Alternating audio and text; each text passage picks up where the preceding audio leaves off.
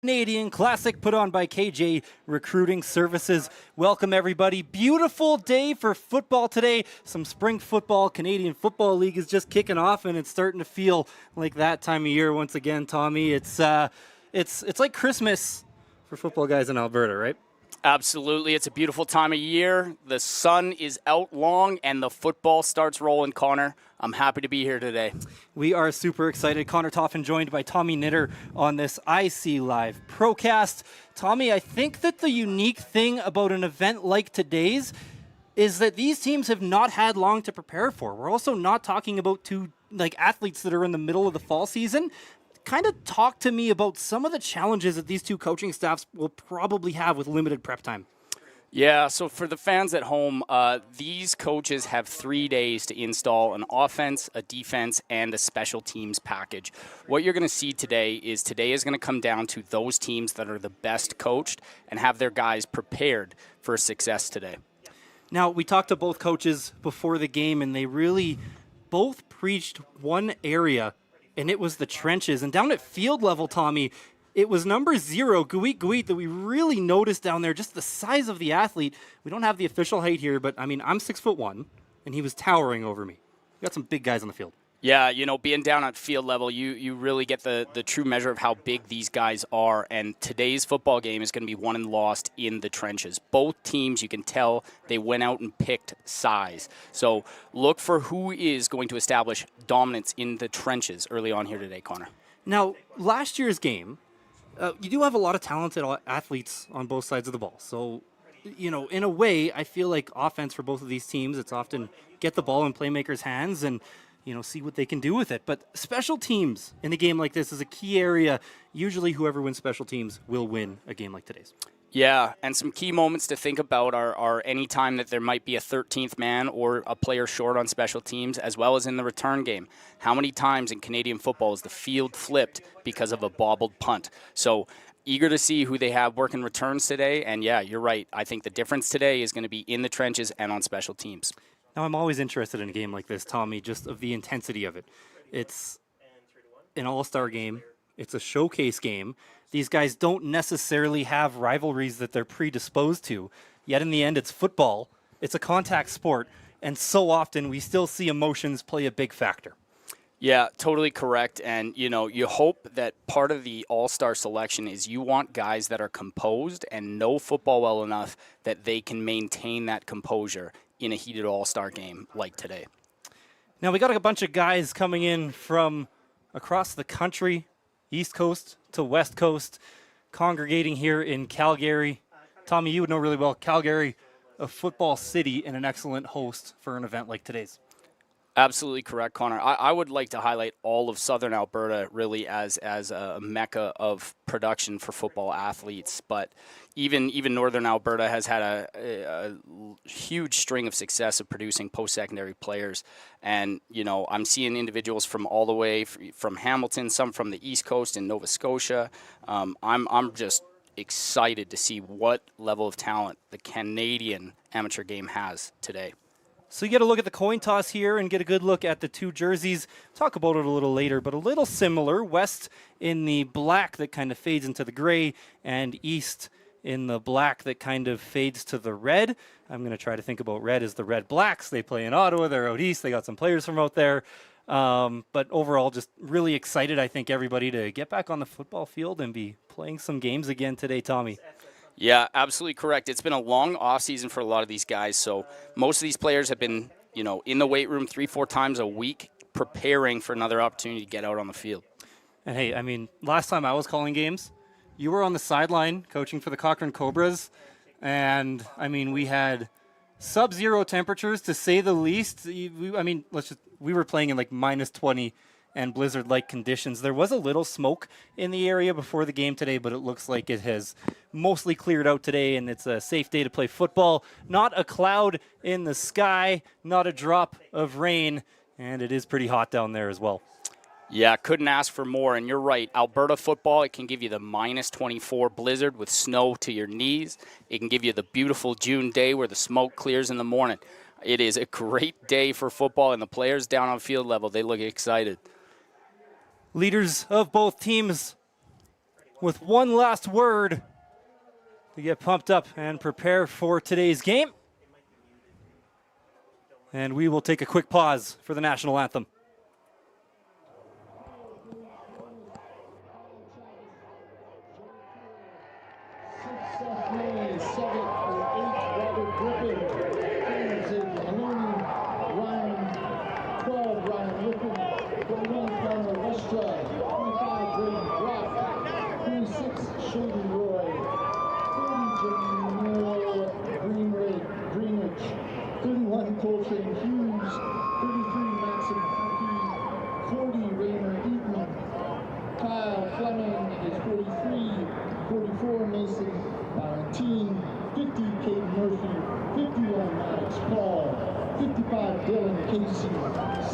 Jackson Coon, 62 Cameron Crowlix, 63 Bryce Graham, 87 Tristan Levitt, 88 Marcus Belgay, 95 Dylan Denius, 96 Tanner Burke, 98 Victor Woodruff, and 99 Connor Greenwood. That is Team East. I'm terribly sorry if I butchered your names.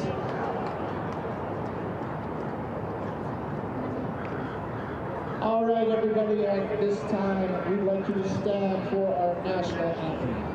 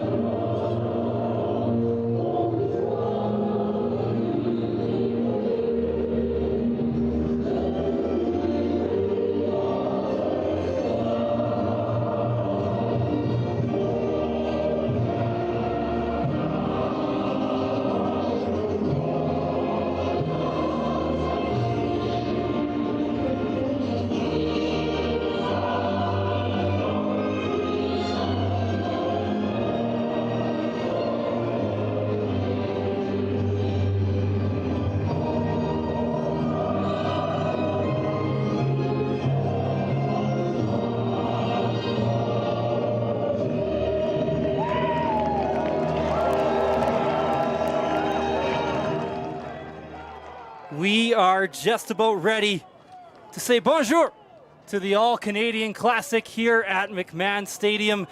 Team West a little bit hungry, got out there early. Looks like they will be receiving the first kickoff. Looks like pretty much no wind down at field level today. If there is a little bit, it's blowing right to left on your screen. Kicking it away for Team East in the red will be Seth May, who we'll also see at quarterback, and rumors of possibly wide receiver today as well. So many athletes play both ways, multiple positions.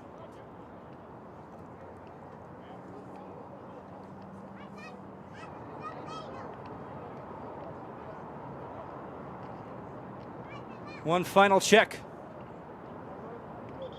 from our official. Jesse Schoengut, head official today, wearing the white cap. And a bit of a stutter to open up this game as they place the ball at the 40. Should be down to the 45. Talked about special teams, Tommy. Yeah, coming out, hey, got to start by putting the ball on the correct yard line, but now we're ready to rock. If you believe in omens, hopefully that wasn't one. From the 45, off the foot of Seth May, a good boot will bounce down at the 15, taken by Team West across the 25. Quick cut to the right, and they're taken down just inside the 30. Really good job getting positive yardage on there. Fumbles the initial catch, but gets upfield, and that's what you're asking of your returners. Get us positive yardage so our offense has a little momentum coming out here on first down. That was Lane Skiotch out of Manitoba. They'll put the ball down right at the 30 for Team West quarterback Zachary Wetch. Out of AOB, 3 hours north in Edmonton, Austin O'Brien. Well-rounded player, going to have some kicking and punting duties as well. Pocket passer, going to get it out quickly here. Finds a receiver. It's Fisher. A good gain on first down. We'll take it just inside the 40. Yeah, really good job here coming out in a unique formation and buying some space for that boundary wideout to just run a sit route. And hey, anytime that you're taking 9 yards on first down, that's going to set your offense up for a successful second down. Now, Zachary Wetch, a lot of size on the young quarterback. He's a big player, kind of went down to field level and looks like he could play fullback as well. Could be an advantage if they look to sneak it here, but he'll stay in shotgun. Quick handoff and a run up the middle. Nice move from Didamasis across the 50. Another big pickup for Team West and a first down. Yeah, that's a great cut. That is what you call a speed back. Shifty to make a tackle, and really good job at the end of the run, following his blockers and finishing with his shoulder pads up square. Great run on second and short. Didamasis out of Ernest Manning High School right here in Calgary.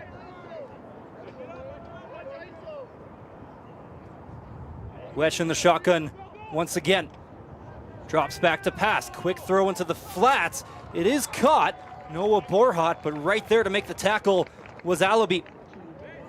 Yeah, it looked like a levels concept coming from the field side back into the boundary there. Really nice decision making on first down, just getting some positive yards. I'm going to be honest, Connor. This field here is CFL length width, so we have the CFL hashes. So I'm used to that ball being a little bit further outside. So interesting to see how middle of the field play is going to affect today. It's a good point, Tommy. You know, for years the CFL did have those wider hashes, and then after the COVID season, looking to open up offense, they brought them in. Could be a big difference in games like today's, as Didamasis is tackled after a short gain. We'll bring up third and about 5. Yeah, interesting play call there on the 2nd and 7 to go with the run play. To me, that tells your offense, hey, we're going to go for this on third down. So bringing up a manageable 3rd and 6 here on midfield position, and they're going for it. Wetch is connected on a few passes today. Has time, going deep down the right side into coverage, and it's just out of the reach of Fisher, who he was looking for the second time this game. It'll be Team East ball. I really like this set they come out in. It's a double tight end set, and he's got the option to take the fly on the outside, but I think if quarterback watches the film, he's going to see that he had a boundary side tight end that was open on that sit route. Really like that concept coming out of Team West early on here.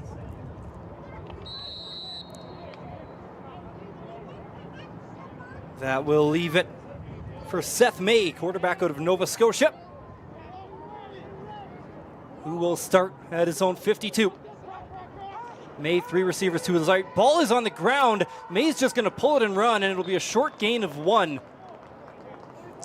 That's the mark of a veteran quarterback, though. If that snap goes awry on first down, pick it up and just do what you can to get positive yardage. Smart decision making there. Give yourself a 2nd and manageable. And as an offensive play caller, a 2nd and 9 is much more in your favor than a 2nd and 15.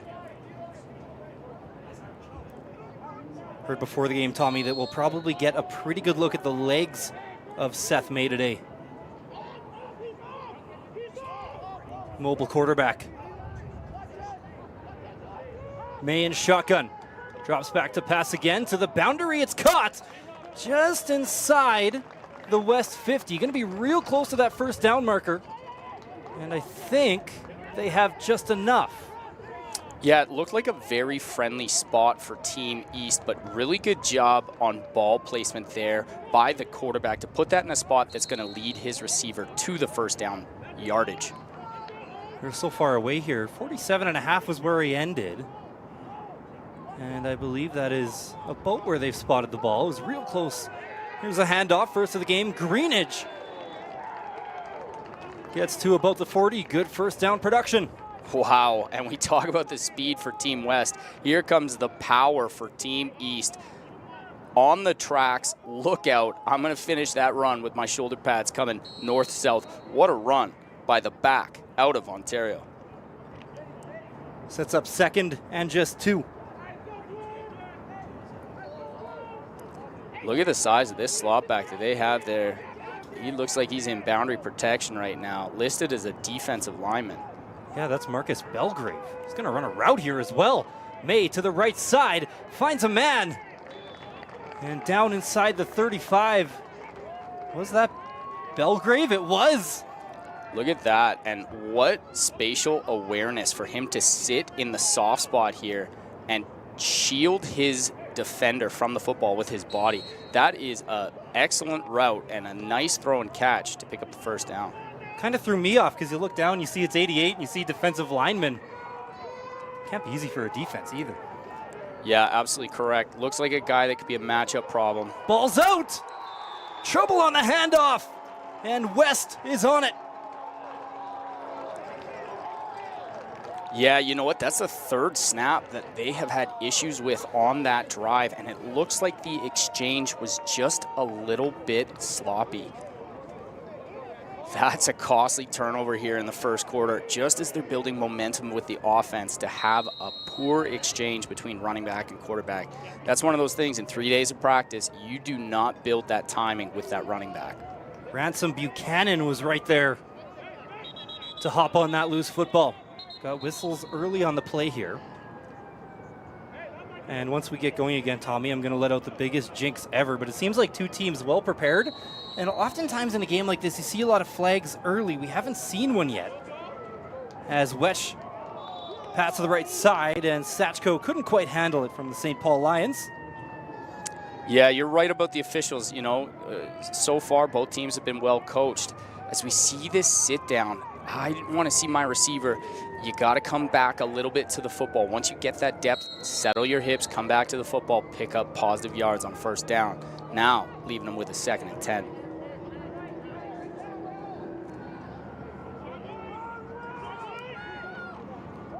They will do the handoff here on 2nd and 10. It'll be a loss. Tanner Burke got into the backfield right away. Yeah, and this looked like GH power counter coming out of Team West. And when you don't block that end, that needs to be a smooth handoff between the quarterback and tailback. Looked like it was a little bit slow there. Might have been a good time for a pull. So Team West will have to punt it away so often. These are quarterback duties, which means you got to watch for the throw as well. Ball's on the ground for a moment. Wedge picks it up. High punt. Will bounce inside the 45 and a jump ball. There was some onside players. Team West is saying they have it. And this is going to be one that the officials will have to gather up on. There is a flag on the field. Obviously for no yards here, but were those players behind the ball when it was kicked? Yeah, so how this usually works is before a play, the officials are going to mark anyone that is onside, which means they are behind that punter. And the punter only, which is the quarterback, only took the snap at 7 yards, which allows for a lot of players to be onside. But what the officials are going to do now is they're going to meet together and they're going to review who the onside players were and who contacted the football well in that bubble. But if you look here, that quarterback is tight to the line of scrimmage. It does look like number 15 is onside. But what we're looking for here is that every one of the Team West players is outside of that 5-yard halo when the ball is contacted. It looks like it's going to be close. It was Fisher that came up with that football, but like you mentioned. West number 14, 5-yard penalty from the end of the play, first down east. Yeah, and that is the unfortunate aspect of special teams. You go out and you punt and you net 5 yards. That is a play that, you know, that's going to come back. And if you are putting that punt team out on the field, you are trying to flip field position. Tough, costly finish to a drive there for Team West off the turnover. The call there was no yards on Jose Gonzalez. So it was Fisher that recovered the football, but not quite that 5-yard bubble all the way around. Different quarterback into the game here. Brady Dowling. Dowling going to roll to the right on the run. Makes a throw at the 30. It's caught.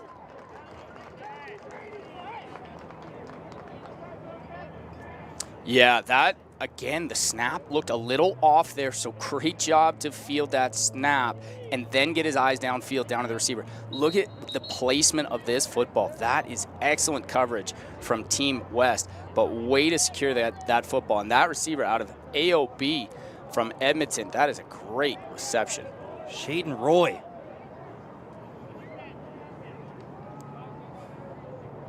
Excellent play here. Yeah, looks like Team West came with a MAC fire through that open A gap, but that snap ended up leading that quarterback a little bit outside. Again, want to commend the ability of getting the eyes downfield and delivering a football that only his receiver can catch. And it puts you in a 2nd and 1. And when you're an offensive play caller, the playbook opens up on 2nd and 1. When you get into the 2nd and 10s, your playbook shrinks and it condenses. In 2nd and 1, you have the option to run the football, play action, pass, take a shot, whatever you choose to do. Excited to see what they're going to do here on 2nd and 1. That was Marcus Belgrave took a knee on that last play. Was able to walk off under his own power. Dowling, quick handoff up the right side goes Greenidge and trudges forward. Only gained about a yard before contact, but ended up picking about 4 after. It'll be first down. Yeah, it just looks like a zone concept here out of Team East, and in that the end is going to be free. So really good job by that linebacker from Team West to come up and fill, but you got to maintain that edge pressure of contain, and unfortunate there. And this back out of Team East, man, he runs with power. You got to love football that on 2nd and 1, you've got confidence to hand that ball off to your big back, let him run downhill and pick up that first down. Offensive lineman here down for Team East is Cameron Pruill out of Hamilton, Ontario. Do want to mention not a ton of extra players dressed in today's game, Tommy. Yeah, and linemen are hard to come by at the best of times. Anytime that you're seeing an offensive lineman go down early in the first quarter, you got to have concern about that kind of depth. And if we've seen the defensive lineman already converted to an H-back tight end, I'm questioning how much depth these guys have left at their offensive line position. East does have 6 offensive linemen on my roster, and then assuming that some of those D linemen probably play both ways, but I think the bigger issue is, you get into that guys playing both ways, and these players do a pretty good job in these days of staying in shape throughout the season, but football game shape is different as well. Yeah, absolutely correct. You usually will dress an extra defensive lineman that can play offensive lineman in a worst-case scenario. But these guys have been training in the gym and haven't been on the field for 4 quarters yet. And again, we're going to find out today who has been conditioning in the offseason.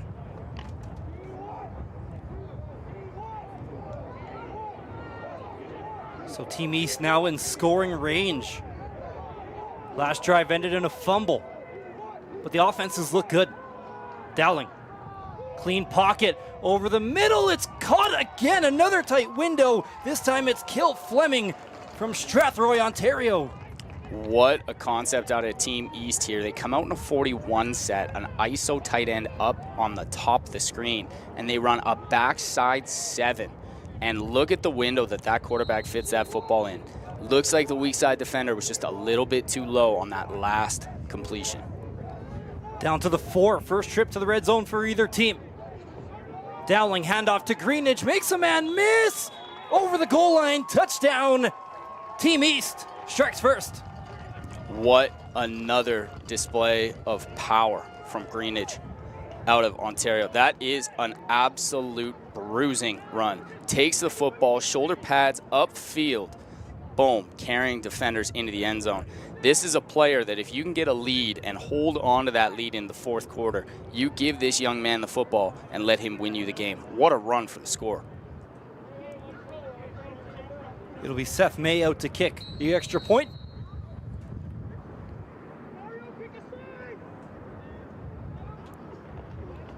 Kick is up, it's blocked. And that'll keep a point off the board, but still 6-0 for Team East. Yeah, didn't love the snap and pin before that. If we're going to get another look, we're at the the touchdown here. Look at that contact, man. You want these young guys accelerate into contact, especially when you're inside the 5-yard line. That is an excellent run for 6. But always, you know, we've seen enough Canadian football games that missing the extra point can be one of those crucial things that determines who wins and loses. And as we get another look at that, that is a clean block by number 44 out of Team West. Really good job coming through, but snap was a little bit high for the quarterback out of Team East. That was Cadence Oliver Schoenberg, the linebacker from Beaverbrook High School here in Calgary, who broke through the line on that one and limited the damage for Team West. May from the 45 will kick it away. Spinning kick fielded almost in the air of the 20, on the ground now. And still able to make something out of nothing on the return for Skiach. And on these short kicks, you are telling your returners, take it in the air and take what you can get here. This is the second kickoff return that we've seen bobbled. I'm looking for coaches to maybe move up those returners so that we're getting clean catches and that returner can get upfield quickly. But starting with, you know, the football on the positive side of the 30-yard line as an offense, you're in okay position here.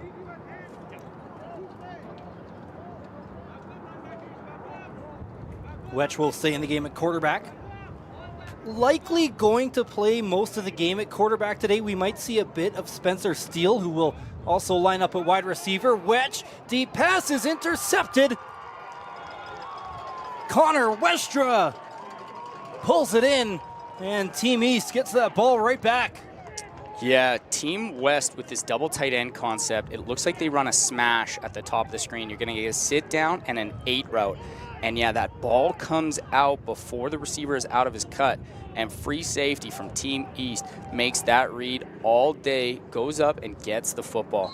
That's what you're looking for a free safety. Can he cover between the hashes? And can he make plays on outside 8 routes? Great play by that free safety. Kind of looked to me, Tommy, like that might have been the first example of just the 3 days practice time, maybe a bit of a timing thing there. Yeah, absolutely correct. You're going to want that ball kind of released when that receiver is comfortable and where he knows he can catch the football. Might have been a little bit early on that throw. That was a quick flip up to Kill Fleming. Another good gainer on first down here for Team East, about 8. Yes, and so that is the fly pass. So if that ball hits the ground, it is not ruled a fumble. It is ruled an incomplete pass. Really nice variation on the Canadian game there. And if you're installing an offense in 3 days, it's definitely one of those things that you want to give the football to talented playmakers in the slot. Like that play call out of Team East, gets positive yardage on first down. Call it a 2nd and 3.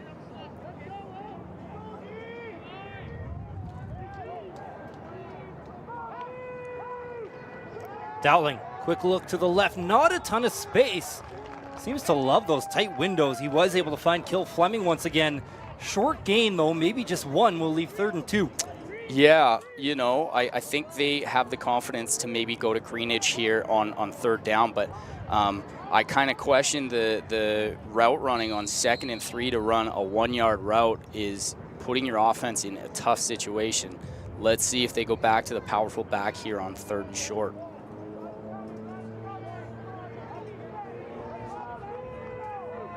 Heavy formation here for Team East. 2 backs. Quick run up the right side. And it's going nowhere. Great Cadence stop. Oliver Schoenberg blocked the kick on that extra point attempt. Now the big 3rd down stop. Huge job for his defense here, coming up and filling on the back. I'm questioning Team East. You've had Greenidge pick up back-to-back first downs and the touchdowns with the power run. And that one there, Greenidge, fullback position up for the block. Great turnover, great stop by Team West. Good field position here. Best of the day for Team West. From the 49, they'll fake the handoff. They have a man, Fisher. Able to pick up a couple more yards after the catch, and a good gain on first down. We'll bring up 2nd and short. When we were talking to head coach Riley McDonald earlier today, he had talked about RPO being a staple in this offense. That play that we saw on first down where you get split zone action in the backfield and a quick looky or glance on the outside is exactly what he was talking about. Great pickup on first down. McDonald, head coach from the All Saints Legends, Cody Adams out of Henderson from Hamilton, Ontario. Now, I'm going to be picky here. You got 2nd and 2, and you got all that size in front of you, and we end up pulling 2 guys there. Looks like we created a little bit of a seam to allow Team East in there. Yeah, a lot of action in that backfield. On 2nd and 2, that's one of those ones where we want to get downhill. Let's see what they do here on 3rd and short. Call it no gain, 3rd and 2. Wedge barking out instructions, gets under center, gets a good push, but he needs a full 2. And based on where that pile is, oh my goodness, Wedge is way beyond the first down marker. We pointed it out earlier that quarterback size can be a difference maker in short yardage situations. And here we are. It is 3rd and 2. And look at this quarterback get behind his center and just keep his feet moving. That is a quarterback who knows where the first down marker is and keeps his feet moving. Excellent job there.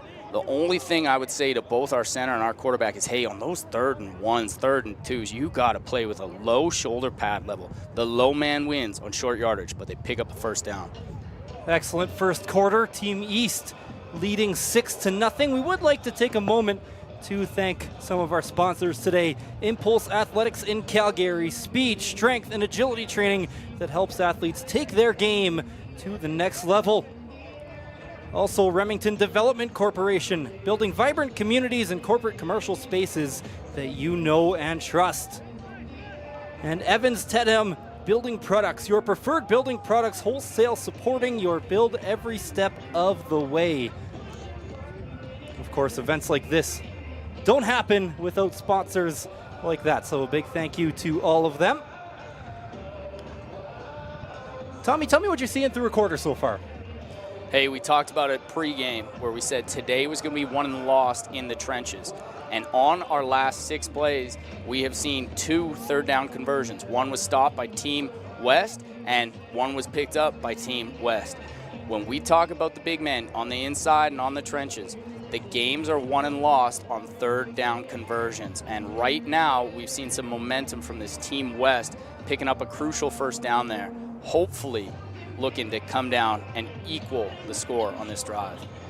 We talked a lot about him so far. Tell me about what you've seen from Brady Dowling. He's been throwing on the run. He's been throwing accurately into tight windows. And if he's just playing really well today, or if he is an advanced, accurate quarterback, we haven't watched him before. We're not totally sure, but he looks great. I'll tell you, the 2 throws that come to mind are when he had a wide snap on a bootleg right, and he threw a wide side field out that the defender had excellent coverage. He also threw the pass on a 41 set. He threw to the the field side slot back, running that skinny seam route, and he fit the football in between the high safety and the backside halfback. Those are 2 remarkable throws. One, he had pocket presence. He was able to drop back, had a clean pocket, delivered a strike.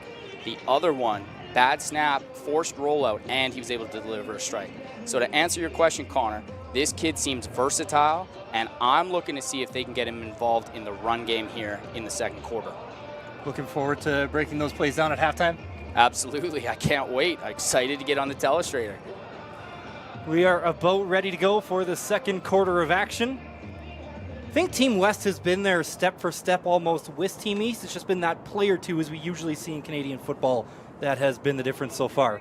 Yeah, before we get going here, I want to highlight the matchup at the top of the screen between Jackson Fraser out of St. Albert and our Gui, the defensive lineman out of Lethbridge. These are 2 of the premier pass rushers and pass defenders in football. I'm excited to see this matchup. 3 receivers to the left for Wetch. Quick handoff to Dedeminesis, and it's out. Ball's out. Team East thinks they have it. They do. Tough break for Team West. You come out of a 3rd down conversion and a timeout on the quarter flip, and we fumbled the football. Really good job getting upfield. Oh, that is a great force. Excellent job there by number 5. That is a great force fumble. That was Travis Joliker out of the Durham Dolphins in Ontario, forcing that fumble. Yeah, and running backs got to know when they get into those high traffic areas, you got to have 2 hands on the football, or situations like that where you're putting the football on the ground are going to occur.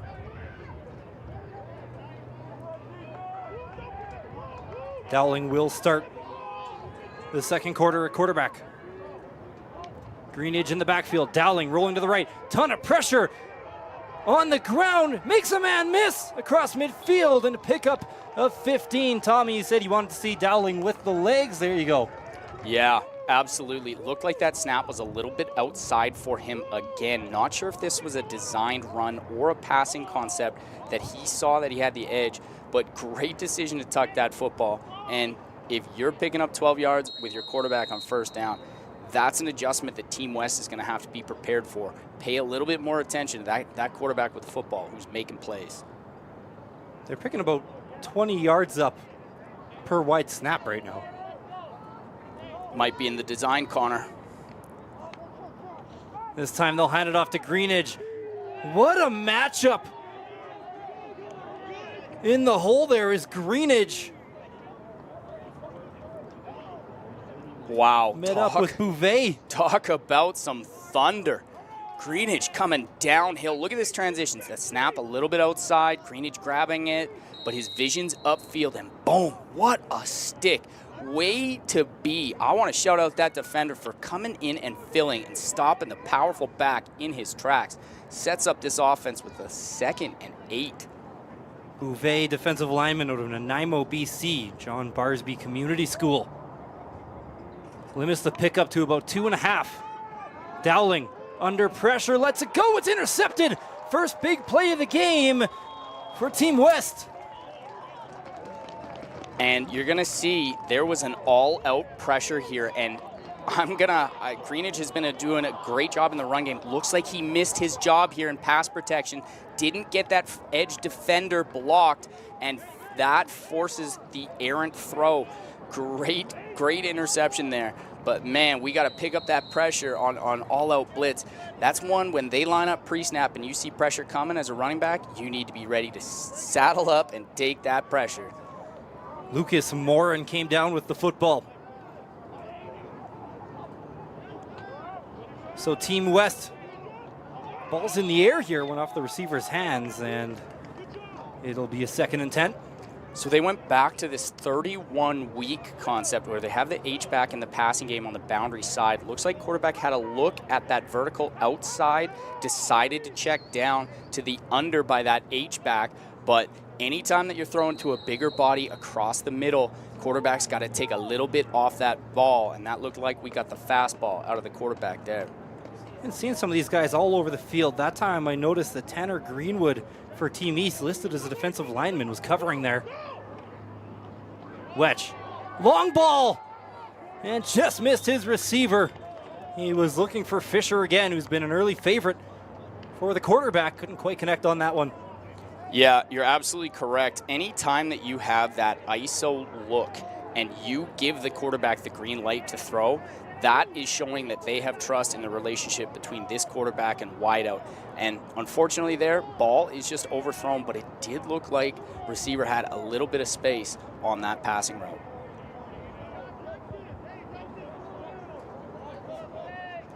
So remember, last time Team West had to punt, they had Fisher onside. He did recover, but there was a player within that 5-yard boundary. So Fisher onside, another low boot will bounce at the 45. This time Team East with a chance to return. It's Tristan Levitt with some room down the left side, crosses midfield. Levitt is gone. Touchdown. Take it to the house, young man. What a return to get the edge. Press the toe tap down the sidelines and put 6 points on the scoreboard. Another short punt. It's bouncy, but what I like is he has his vision up as soon as he touches the football, and whoever the contain and feather contain players are on that punt cover team, they're going to be getting an earful when they go through at film. Number one rule of punt contain, whoever has field side, you have to turn that returner in. The Canadian field is too wide to allow that returner outside. Great wheels there. Great touchdown. And hey, we talked about it. Special teams was going to make a difference today. Levitt is a 400-meter track star. Took home some hardware last year with a gold medal. And we were told to look out for him before the game, and he shows off the speed there. Team East will go for 2.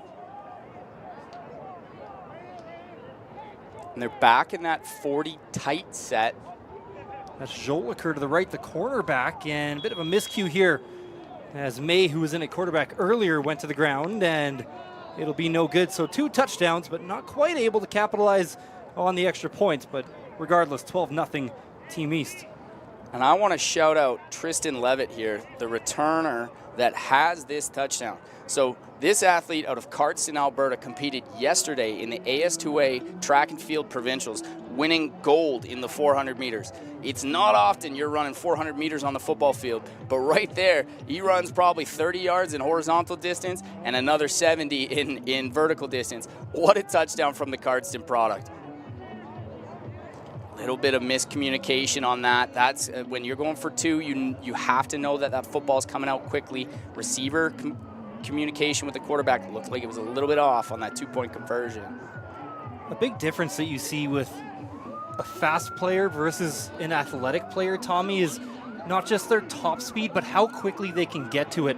And you were a defender yourself. How much harder is it to tackle a guy when he can get to that top speed in just a few strides? Yeah, you're absolutely correct. And again, that's why on special teams, contain. One of the most important aspects of Canadian football. And unfortunately there, Team West did not contain the speedy Tristan Levitt. So Team West looking to get this ball back, now down by 12. This one's fielded in the air. Return down the left side. Little bit of room here, and upended. That is a great special teams tackle, okay? To all my guys out there that are trying to make it to the next level, you need to put clips like this on your highlight tape. This is an excellent job of that outside defender stabbing in number 21, making the blade tackle. That is a great rep for that special teams player. Connor Westra made the tackle. We have called his first name a few times today. I like doing that because he spells his first name right. Connor with the E, just like me. Looks like Team East has switched into a 30 defense here. Wedge, quick throw to the right side, finds Edahi. Edahi, not a ton of room. What a play by the defender, Travis Joliker. Once again, we got a flag here as well. Yeah, listed as a cornerback, but looked like he is actually playing the Sam linebacker in this 30-style defense here for Team East. Really good job tracking on this swing play. What you're telling your defenders here is outside in, come up, make a tackle. Really Objectionable conduct. Number 5, East, 10-yard penalty, first down. Let's see if we can see anything on the replay here. Just tossing that shoe. That right shoe was off. Yeah, that's one the officials aren't going to miss. And great job there by our lines people and our officials to catch that one. We talk about composure, and that's one of the things that you do not want to highlight in an all-star game is taking a penalty for your team. And after a great play, now you're setting that offense up with a 2nd and 1.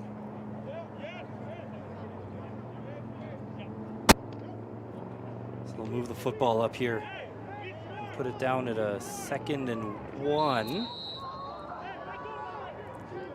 So loss of 1, penalties 10 yards. 2nd and manageable now as they hand it to Dominicis. And once again, that Team East D-line all over it. Yeah, as we said in the last 2nd and short, they are pulling a lot of bodies on the front there. And the Team East is doing a great job of penetrating. If it's me on 2nd and short, we got to get our big man moving downhill, eliminate those pulls. You backed yourself up into now a 3rd and 3. 4 guys in on the tackle. It was Tanner Burke there first. The good news is on that if they go with a quarterback pull, that edge looks pretty unguarded right now. 3rd and 3. Wetch, quick screen down the left side. Fisher has to make a move. Does he have the edge? Just enough for the first down. Out to the 49. Talk about an excellent play call. That's one that coach has drawn up and ready to go. Get the football out quick, give it to your talented playmaker, and let him pick up the first down. Really like that boundary screen here for Team West. Excellent job picking up that first down.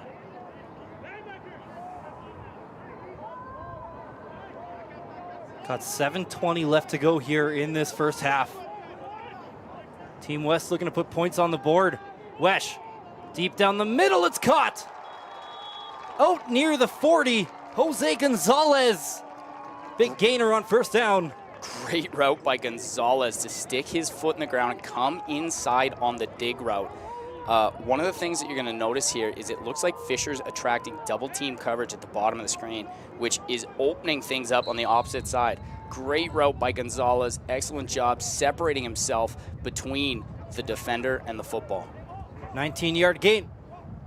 Best play of the game for Team West. Handoff. Team East all over it again. Meets the Dominicis at the line of scrimmage, and he's able to push forward for a few. Short pickup on first down. No pulls here. Looks like they went back to the zone concept. Eager to see who made the tackle. Again, it's backside pressure. That's that first defender in the backfield. Offensive line's going to have to shore that up if they want to be successful in the run game. Empty set with a tight bunch. Ended up getting 4, maybe 5. Wetch looking for Fisher. And maybe another miscommunication there, as it looked like quarterback and wide receiver weren't quite on the same page with Hughes in coverage. Yeah, it looks like they've built a lot of this offense around what Fisher is able to do. Right there, when you're running another offensive player with that H-back into the same space, defenders are going to crowd the area. And quite frankly, they are fortunate there that that wasn't an interception, and there was a lot of green space in front of the defender there. So 3rd and about 5. Too far for a field goal, too close for a punt. So Team West is going to go for it. They need the 32. Wesh. Oh, clean, but it's behind Fisher.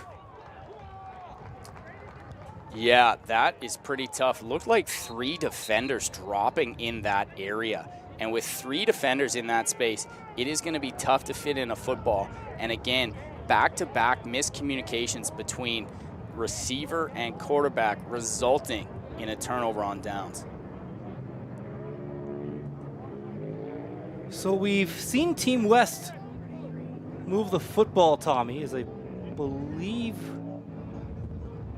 we have a timeout on the field. What does Team West have to do to start capping off some of these drives? We've seen some flashes of brilliance from Team West. They have the playmakers on offense. They have the capability to get after it on defense. What they need to do is they need to string those plays together, both offensively and defensively.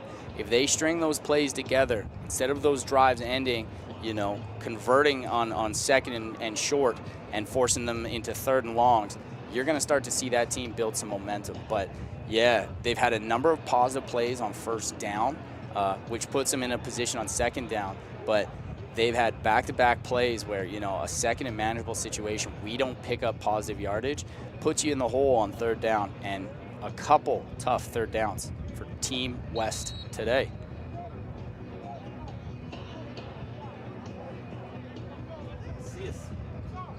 Didn't see a signal for a timeout there, but a bit of a break on the field. Regardless, it is a hot day.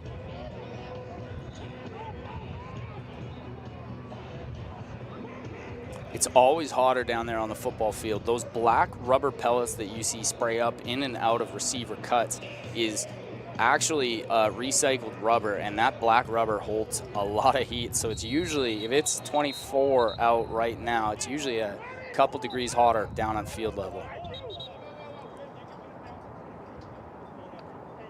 Got another short stoppage. can hear from the sideline, no lack of intensity ever from a football coach in any game, practice, training camp, tryout.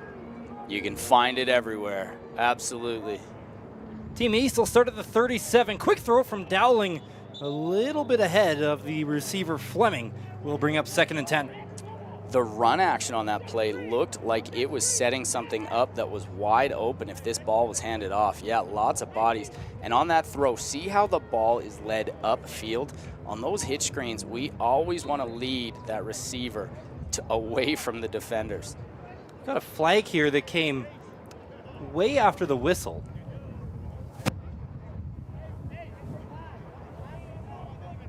Illegal procedure.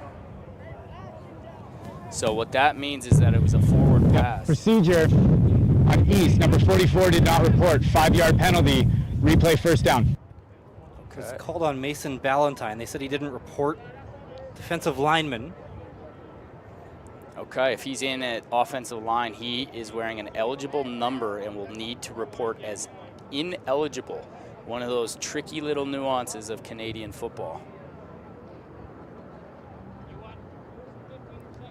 So should just be a 2nd and 10 here. Just talking to Team West with their options. Try this one more time. We have procedure. Number 44 didn't report on East. 5-yard penalty. Replay first down. So they will replay first down here on 1st and 15. Interesting decision to take the 5-yard penalty on first down instead of having a 2nd and 10. What the coach is saying here is let's get after him here on 1st and 2nd down, see if we can maintain some field position.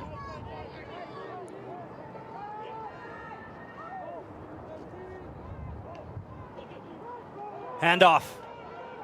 Run up the right side for Greenidge. Not a ton of space, and funny how things work out. In the end, I think Team East has picked up maybe another yard here. It'll bring up 2nd and 9. Yeah, great run, and this is what happens when you run power backs. Sometimes some of those DBs start making business decisions when they come up and they have to make a tackle on talented power backs like that. I love every run this guy finishes. He's moving downfield, picking up more yards.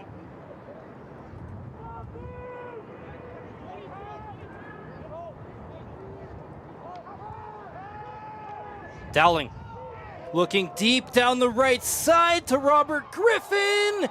Almost had it. Coverage was tight from Carter Thiessen. Really good decision making here. Had the one-on-one matchup on the outside, had space, but it looks like this ball might have been a little bit underthrown, forcing the receiver to come back to the football. Really good job going up to high point, but you know what? That's a great pass breakup. And hey, as a DB, you teach those guys, if that ball is underthrown, play through the hands, force an incompletion. Excellent stop for Thiessen on 2nd down there, putting this offense into a 3rd and long. There's so many good plays in this game, and I always love in these showcase events when it doesn't come down to one athlete and you have to call a bunch of different names and highlighting a bunch of different players as May is out to punt. Feels like that's what it's been so far. This one is going to roll out of bounds at the West 46. Yeah, a little bit better with that punt. Looks like they're going to average over 20 yards on that.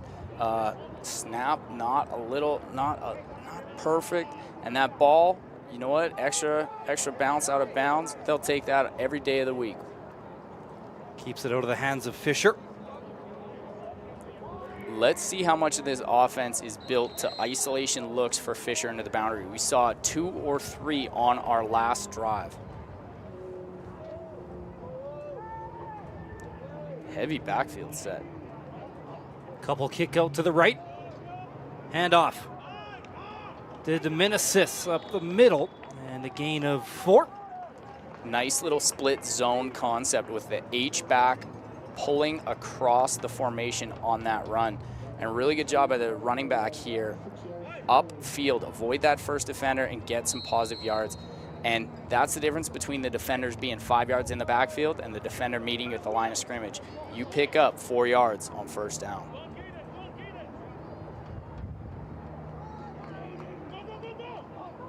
Wetch gonna have to go to the air. Going deep down the right side, he has a man! A little bit of contact, maybe not enough for a flag here. Nothing is thrown. And Gage Loans right up tight there on Aaron Satchko, forces the incompletion. And he was wide open. You can see the corner in his cover 3 drop is completely blind to this wide receiver's route right now. That is one both quarterback and receiver are going to want back.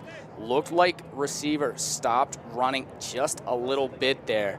Unfortunate that they didn't connect on second down. See here if Team West decides to go for it. It's a 3rd and 6 from their own 50. Yeah, you know, you're kind of in that midfield range, and with what they've been averaging on punting, when you're averaging 10 yards on a punt, why bother? Wetch is going to punt it away. High punt, better one this time. Travels down to the 35, returnable for Team East.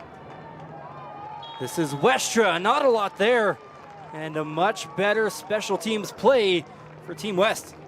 Yeah, that looked like number 44, Cadence Oliver Schoenberg out of Beaverbrook, but that was an excellent job by him. Look at him shed his defender here, okay? Box out, only give the defender his back and come up and make a tackle. That is an excellent special teams play. Shout out that young man. About 30 yards there on that punt. And good coverage, not that much of a return.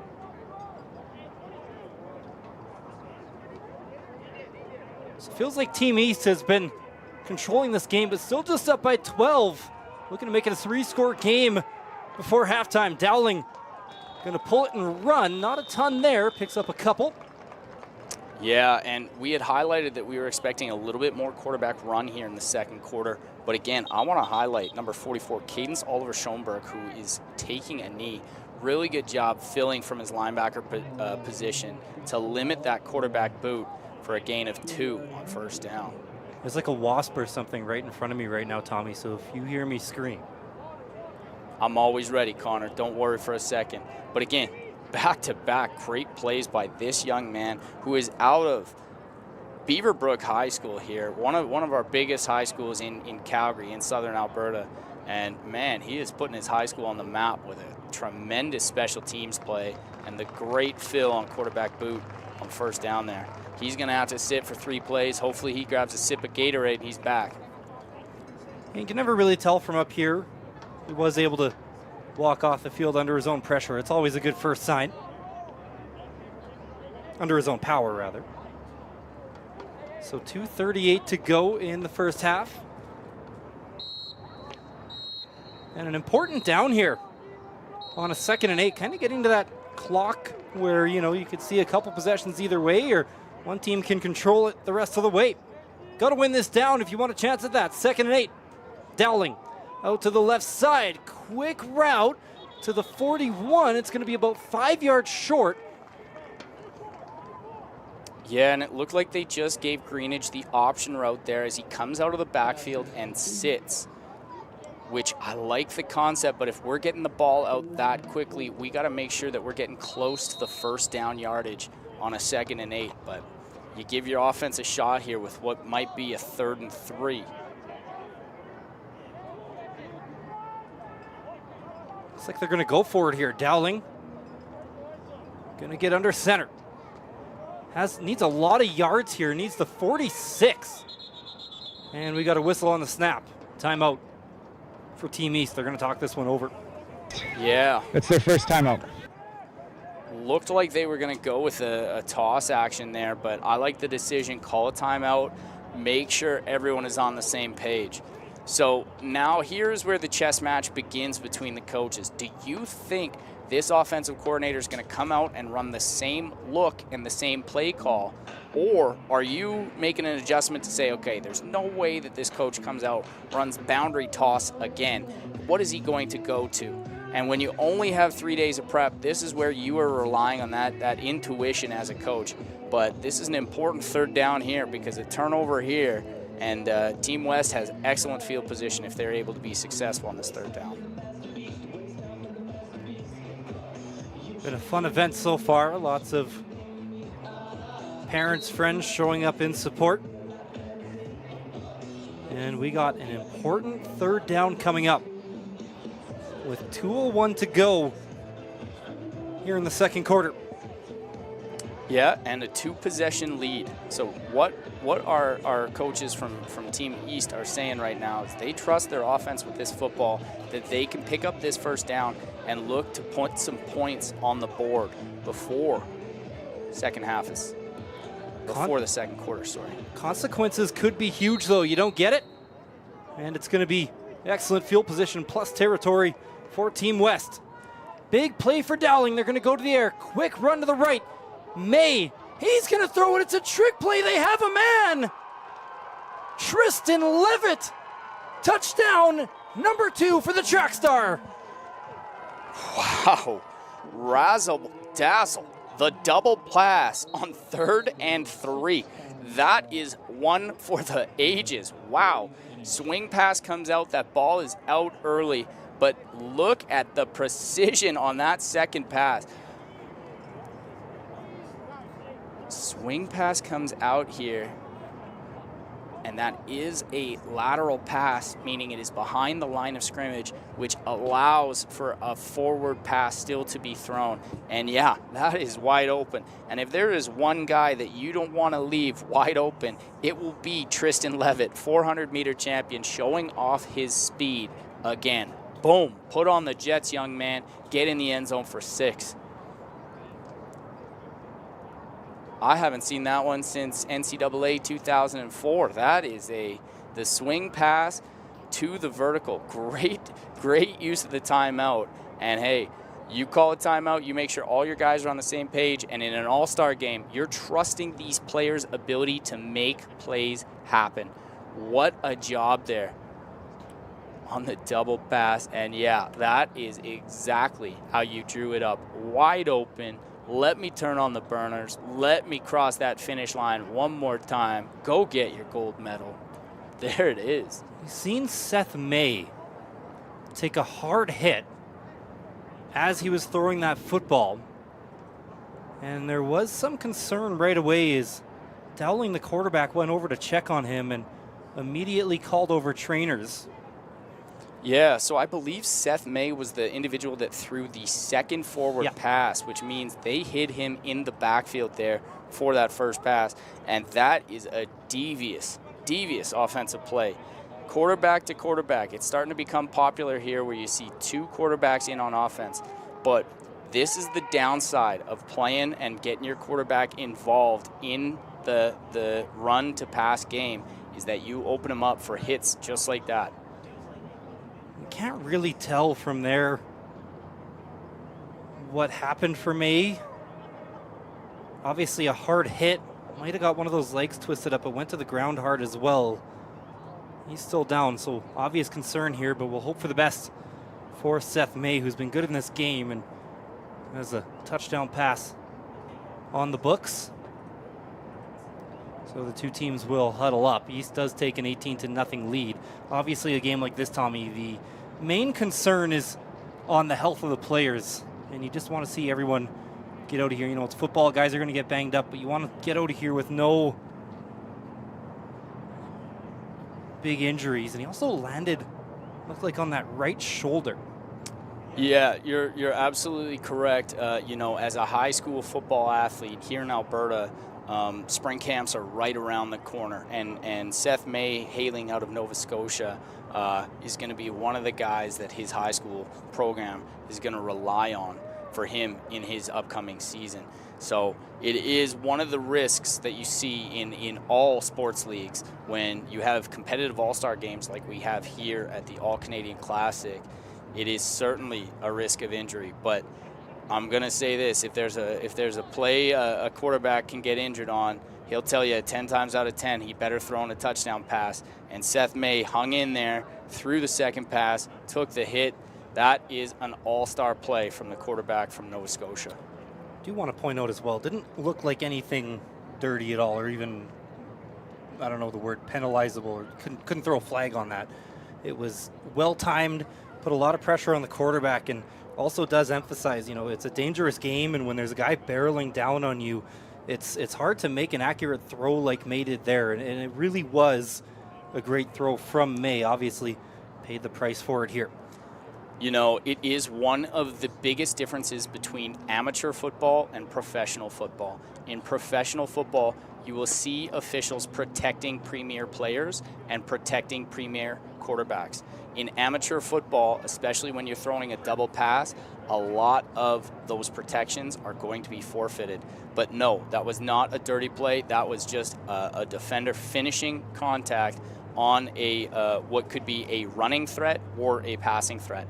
So anytime that you operate two quarterbacks and that second quarterback has the football outside the pocket after a pass, he's forfeited the same roughing the passer protections that he would have if he was in the box.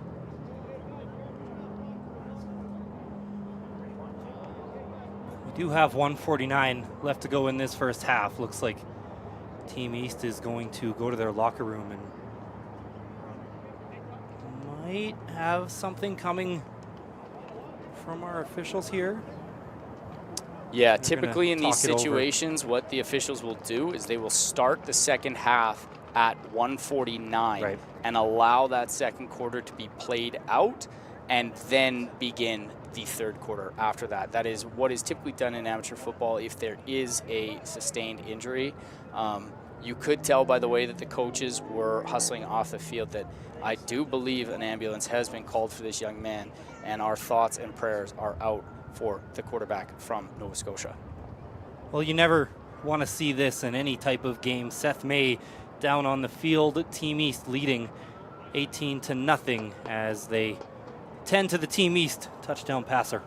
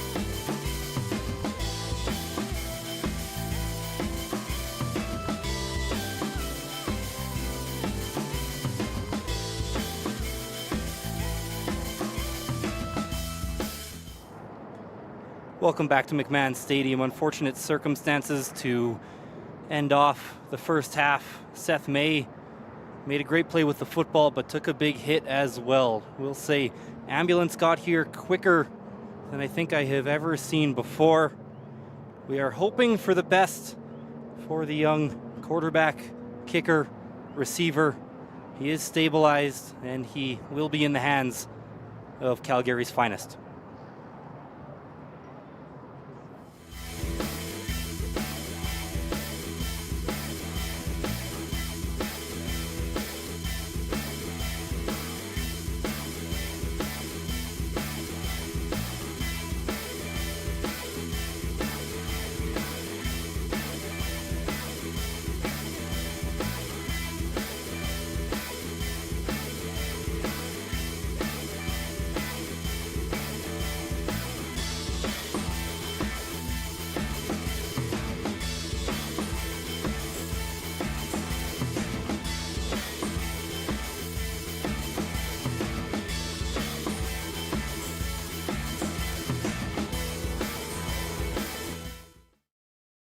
Once more, halftime.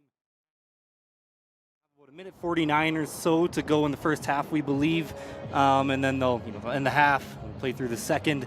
Unfortunate circumstances, Tommy, but overall a really good half of football, well played both ways, and we got some really good plays queued up for us to take a look at here. Yeah, great first half of football.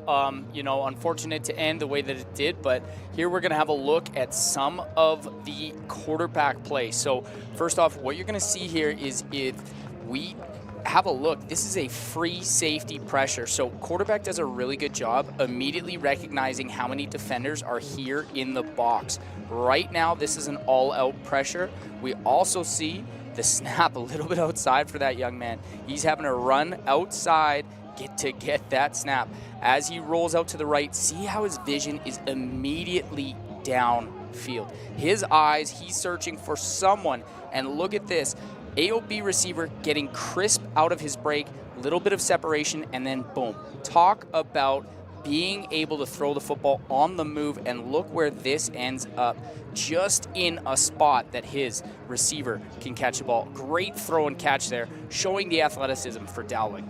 That was Dowling to Shaden Roy, who did a great job to reel that one in as well. Now, Tommy, you were a DB, so let's talk about some DB stuff. Yeah, so great job by that defensive back there, and he was able to play to that kind of near shoulder. Awesome job, but hey, got beat by a great throw and catch. Now let's talk about some awesome defensive back play. So the concept that we talk about is a smash. With a smash concept, you're going to have an 8 route and a sit route. What happened here is you're going to see these routes get a little bit deep, and as we see this ball's coming out of the cut, we don't have receiver vision on this thing yet. And as that football's released, the person that has been waiting for that ball to come out is free safety. And look at that range by the free safety to go over, make a play on the football on the interception. Connor Westra on the pickoff. Excellent play for Team East. Now let's look on the other side, because Lucas Morin for Team West, he got one as well. Yeah, and again, what you need to identify immediately is that look at all of the pressure that Team West is bringing here. And when we have a look at that pressure, what you need to know is if you are a back, you need to be accountable for edge pressure here to step up. Now, as we play this, quarterback sees, yeah, we have that pressure coming off right now. Dowling wants to release that football right here, but as you can see, this pressure, what we need to see Greenidge do is step in front on that block. He doesn't square up on the rusher, and you see the rusher flies clean to Dowling. That ball comes out, and with that receiver route, see how he breaks it underneath of this defender? That right there, when he breaks underneath, quarterback was expecting him to go over the top, the ball sails, and it is a clean interception. Tommy, I wouldn't know it's your first time doing this. Telestration, hey, I love it. Wave of the future. We got one more look for you here. That trick play TD. Levitt scored it, his second touchdown of the half. Yeah, so again, when we talk about the double pass, see how this player, the onside player here is behind the quarterback. Because he's behind the quarterback, that allows for a second pass. The person that's going to slip free here, okay, watch this release. right here as two players go one-on-one right here and right here, leaving an unguarded defender in a vertical passing game. That is always a scary concept. And now, again, we've been talking about quarterback play. Look at this ability to get outside. He's moving on an important third down to his right. And look at this ability to deliver a football. Gets his shoulder pad square, finds his receiver who is wide open. We've highlighted the track star out of Cardston, and look at how much space this young man has. He's wide open, catch that football, and it is jets to the end zone. Great score there before ending at half. We talked about that track speed and how it's just so different from an athlete like Levitt, where it's not just the top speed you're worried about, but the acceleration where he can get to that top speed in 2 or 3 steps.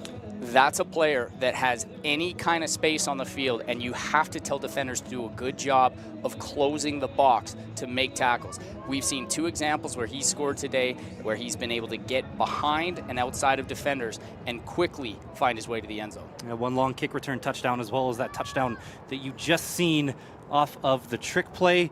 Looks like we're about ready to get queued up here for the second half of football. And no time on the clock right now. Once again, we had that first half cut off a bit short. Seth May on that pass left the game. Once again, if you missed it, he was taken away in ambulance. They got here super quick. I'm going to be honest, that was probably in my commentary days, hockey, basketball, football, these things do happen in sports. And this is probably the quickest I've seen it, which is always a good sign. Ambulance was here in give or take 5 to 10 minutes, and it's always good to see just that efficiency here in Calgary. There's also hospital nearby. Yeah, absolutely, Connor. Shout out to the the Calgarian first responders here. Again, anytime that this happens in a collision sport, it's a scary sight to see, and very happy that our Calgary responders here were able to respond quickly. And you know what, the staff here at McMahon, that's the perk of being in a professional facility like this, is they know exactly how to handle this situation. So shout out to all those individuals, and again, our thoughts and prayers are with the quarterback who has found his way safely into the ambulance. This shot isn't live, by the way. This is a replay from earlier, so the ambulance has left. Apologies, no, that is a live shot there, just out of my sight from the booth here. This is a live shot. So sometimes what you see, Tommy, is, you think, get the guy in the ambulance and get going, but those first responders sometimes like to take a little time to stabilize. I have been through this myself. I got concussed. I was a goalie in hockey, stopped a shot, right pad, extended out trying to get to that rebound, and a guy came in with his knee, hit my head hit the post, and treatment can happen at the spot of contact or where it happened, at the field of play. And sometimes I don't know the whole process for the first responders, but I know when I went through it, I was shocked, or not shocked, but surprised at how long it took to get out of the field. But there is reasoning for that. They want to stabilize the player. They want to do checks here. They want to possibly route to a hospital, right? And it all just takes a little bit of time and effort. These are Calgary's finest. They're professionals, and Seth May is under good care right now. Yeah, for sure. And you know what? Football can wait, and if EMS needs a few more minutes to make sure that young man is secured and safe in his ambulance, then absolutely. Everyone here has no problem waiting for football to return just a few minutes from now. So the two teams taking a knee. Once again, it's going to be one of those games that you never want to play in, where the rest of the way you're playing football, but you also have in the back of your mind what has already happened. And I think from my experience just watching these games and playing in a couple, it can take a few plays to kind of get back into the rhythm. Yeah, you're totally correct. A little bit longer of a halftime here, and with amateur football players, it's all about process for these guys. Sometimes, anytime they have a disruption like this, a lot of these players need the ability to refocus and get zoomed back in, and that's one of the things you're going to see these coaches doing is, hey, telling our players, hey, as soon as we're done with this, fellas, reset, reload, and let's get ready for the second half. So obviously concerns still on to Seth May. We are not quite ready to play football yet, so we're going to take another quick break here from McMahon Stadium at the All-Canadian Classic.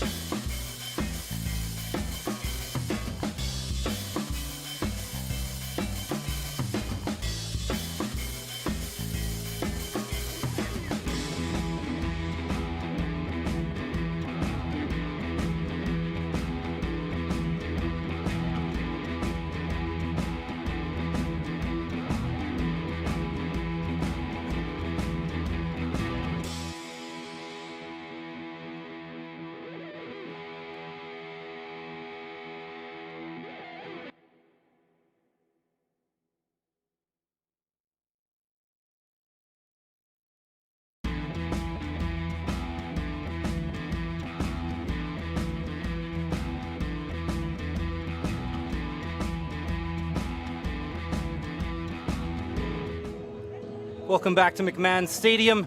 Ambulance has left the field once again, one last time. Best wishes to Seth May and his health. So we will start the second half in the first half, I guess, with 1:49 left to go. They did just score the touchdown. This is the 2-point conversion with Dowling in at quarterback. East has an 18-0 lead. Quick flip.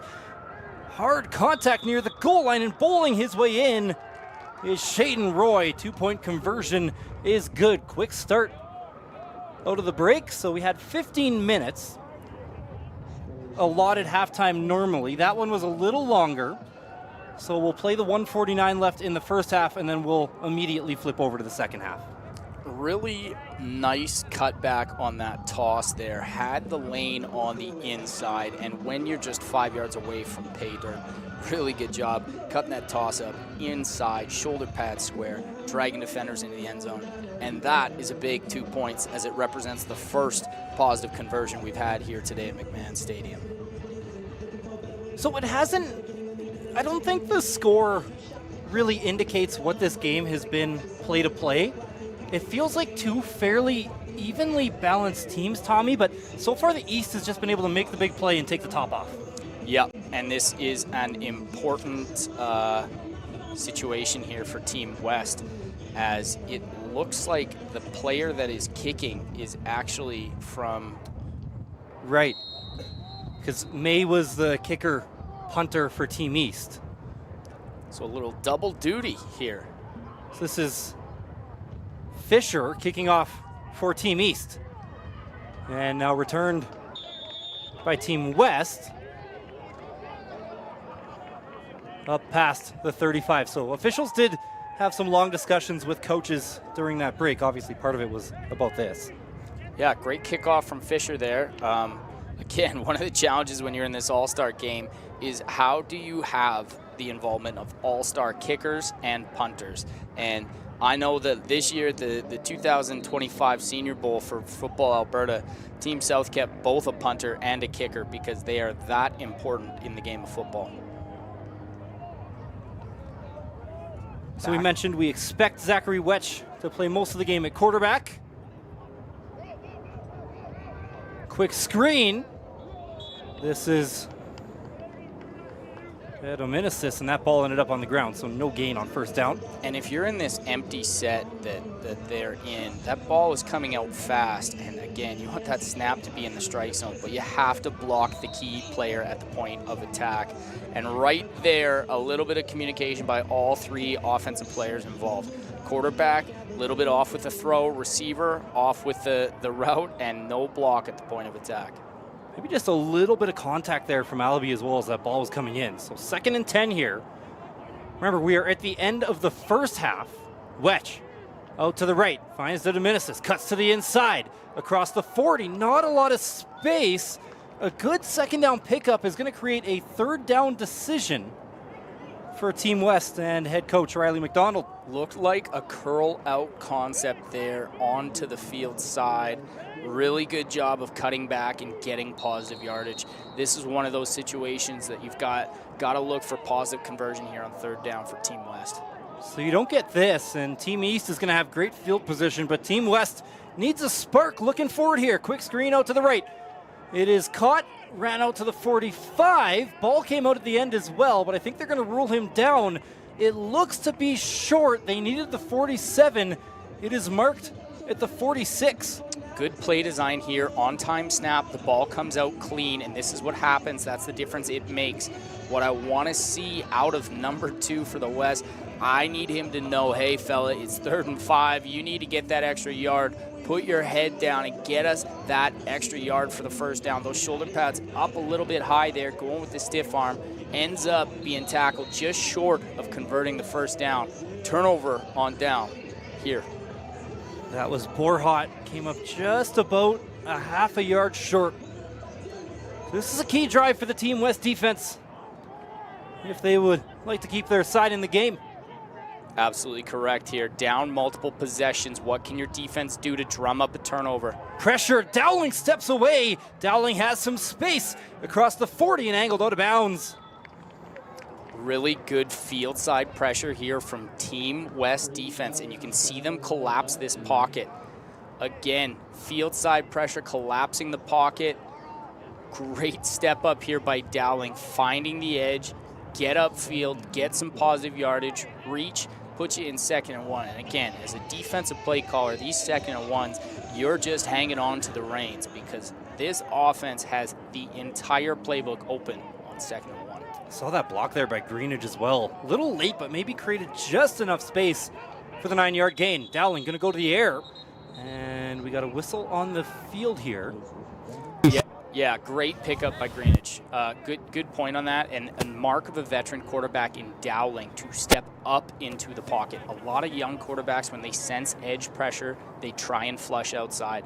The veteran quarterback steps upfield, steps into that pocket, and is able to pick up 9 yards with the scramble. I believe there was a timeout on the field just before the snap of the football. So we still got 1 minute and 2 seconds to go in the first half, and then don't step away. We will be straight to the second. Anytime. I mean, after that last timeout, they drew up the double pass here.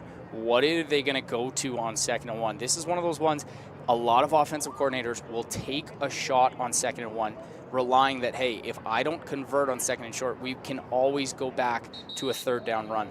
Eager to see what Team East comes out with after the timeout. So you got that down to play with here, Tommy. You got 3 downs, so 2 more with just a yard to go. See if they take a shot. Dowling with Greenidge in the backfield. They fake the handoff. Dowling steps up in the pocket, throws on the run, and has a man across the 30. That's enough for a 1st down. And that's what a running quarterback does. Again, highlight Dowling's ability to step up into the pocket. Watch this flat defender commit to the quarterback. As soon as Dowling sees the flat defender commit, he delivers the ball out on the sit route. Excellent job of Dowling making something happen in a 2nd and 1.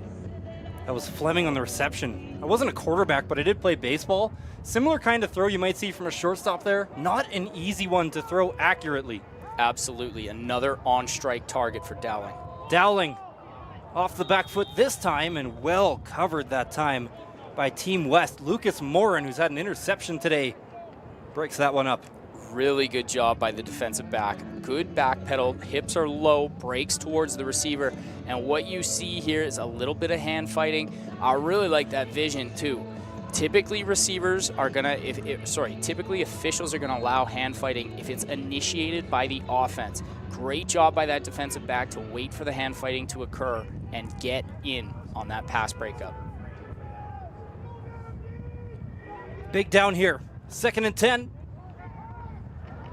Ball's on the ground, Dowling! Looks like he got back on top of it. It'll be a loss of yardage, and we'll bring up 3rd down, but big play there by Dowling keeps it out of Team West possession. Yeah, we have highlighted the issues with snaps a bunch today, and it looked like that poor snap was timed with an all-out pressure. One of the things defensive coordinators will do if a center has the yips is they will send a lot of pressure at that center in order for him to really focus in on his snap. Jace Taves was in the vicinity for West. No hesitation though from Dowling. Bootleg right, throws on the run, and this one is underthrown. It's a turnover on downs. Team West will have the ball at the 33. And it looked like Dowling was looking for a deep out route there somewhere in the field, but look at this sprint out concept. Looked like he had a lot of space available to him in front, and unfortunately, maybe a miscommunication between receivers and quarterbacks there as they're unsuccessful on that 3rd and long. Clock has run down to 25 seconds. Not a lot of time here for Team West. Tommy, are you okay just running the ball a couple times, getting to halftime, or do you take a shot here? When you're down multiple possessions, every possession counts. If I am Team West, I am going pedal to the metal. Let's see if we can get away with something here. 25 seconds left. 4 receivers up top. Screenplay. It is brought in. A little bit of room here for Team West. Quick move made across the 45. It'll be a 1st down. That is the running back, Diego Dominicis, out of Ernest Manning making the play. And again, this is something you're going to see in all-star games. Get the ball to your playmakers quickly. Really good job. I see the coaching staff made the adjustment that, hey, we have to block the point of attack on these quick screens. Great job by Team West. Ball snapped at 11 seconds over the middle and just out of the reach of Spencer Steele. There's 7 seconds left. The clock is going to stop. Maybe still time here for 2 plays. Yeah, and it looked like Steele might have throttled down a little bit in that soft spot, and I don't know if quarterback was expecting him to break out, but again, just showing, you know, when you've only built that timing with this guy for 3 days, it's very difficult to sit down in soft spots of zones. Yeah, kind of one there where if they had a full season together, by game 10, they probably have that one down pat. Pressure here. And Wesh is flushed out of the pocket. For the first time, we're going to see his legs. And it's a good pickup here. Give him 8 on second down. The clock is at zeros. And that will be it for the first half. Yeah, and this was definitely a vertical shot here as they send players down the field. Well covered up in a last play situation by Team East. That's one of those ones on the call sheet. Have you rep this situation as a defense and an offense? If we have a last play scenario, what does that look like? And great job by Team East defenders there, not allowing anyone in behind. And hey, Connor, the joys, we get to go right to coin toss, or sorry, not to coin toss, but to captains. We are just about ready for the second half of football. Obviously, coaches did have their time to talk things over with the team off that extended break, so we do flip sides of the field, or the chains will at least. Why do they do that? Why do the chains flip sides? Is that just so each team has them on their sideline? I know they do it. I've never known why. If you've been a coach on a sidelines, you know that when the chains are on your side, they start to impede your ability to coach on that sideline. It is a little bit of a viewing hazard as those are in your way, but modern rules in most high school footballs, because we don't have the luxury of McMahon Stadium, most amateur football games stipulate that the chains have to be on the opposite side of the camera so that they're always in frame. But because we're at McMahon today, lots of cameras, lots of angles, that stick crew switching sides. It's funny, you know, you watch so much football over the years, you play so much football, and sometimes it takes a conversation with a coach to learn what exactly is going on. It's a game that you can never stop learning it. You're absolutely correct, Connor, and I want to highlight pregame when we were down on the field watching these athletes warm up. Both you and I took a few minutes to give a special hello to our officiating crew that works so hard. Many of these players officiating CJFL, U Sports, and high school football games here in Calgary. Great to see the Stripes back out here today. Tell you what, you know, those guys don't have an easy job up at the field, and I have about the easiest job possible because we get to look at replays, we get to slow everything down, we get to telestrate their errors, and in general, you know, I got a coach right beside me here, but I think officials in Alberta generally do a really good job, and you know, there's going to be missed calls. Everything happens so fast, but the professionalism of officials at this level is very, very strong. Yeah, I'll say this, in high school sports in Alberta, we are short on officials, whether it's volleyball, basketball, and football. We are very short on officials, and in an all-star game like this, they're able to pull together some crews of guys that are doing higher level football, and man, let me tell you, we are spoiled today to have such an experienced crew calling today's game. Fisher with the kickoff for Team West, taken by the East just outside the 30, and not a long return there. Coverage team got down there quickly, and the return just a few yards there for Xavier Maloney. And as a special teams coach, you're never putting too much time into your kickoff return, because hopefully you're not doing too much kickoff return because you're only returning the football at the end of halves and after you get scored on. But that would be what we call a scramble situation. The kickoff is short. You're telling players scramble. We're saying no to the return, block the most dangerous men, and let's get upfield.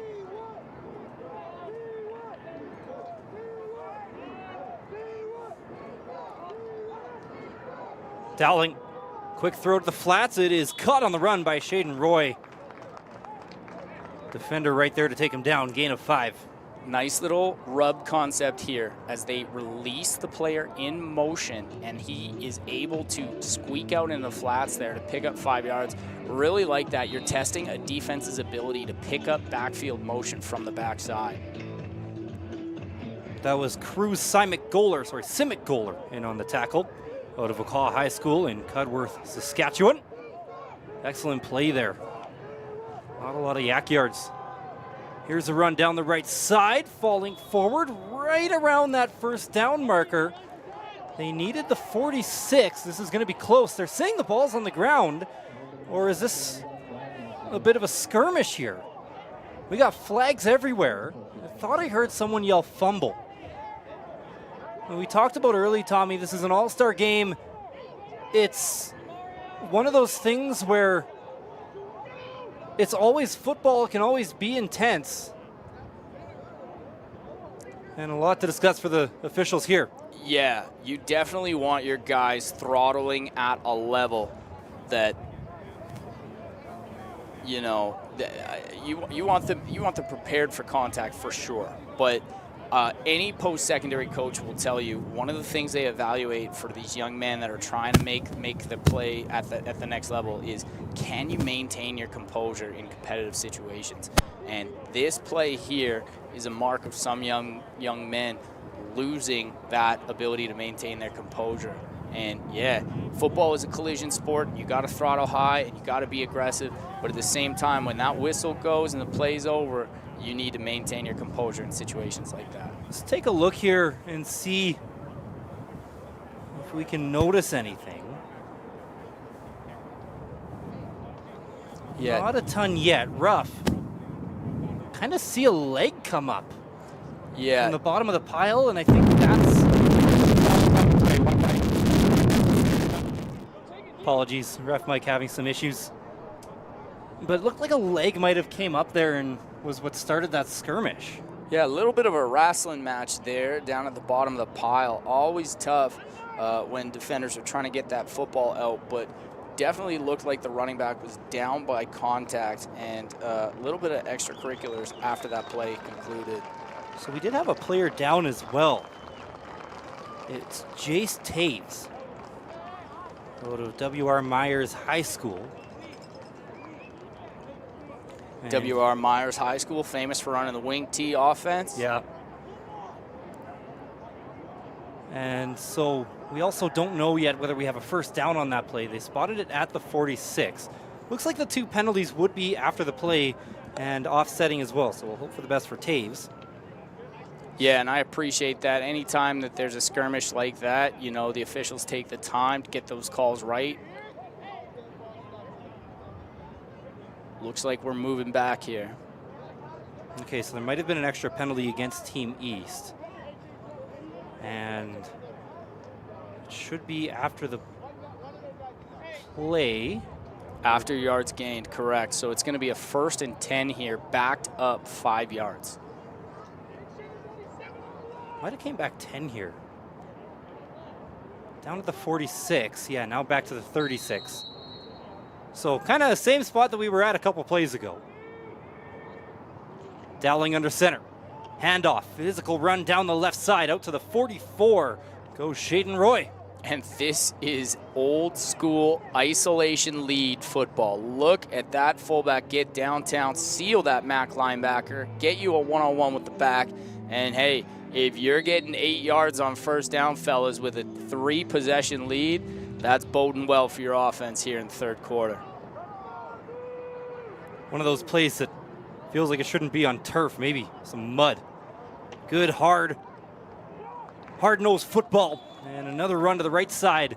And this time it looks like a win for Team West. They needed the 46, pretty much at the exact same spot they needed on the last set of downs, and it'll be short, 3rd and 1. Yeah, and you can see here, you can see the box just loaded up by Team Team West, loading up the box defensively there. We got another flag here and another player down.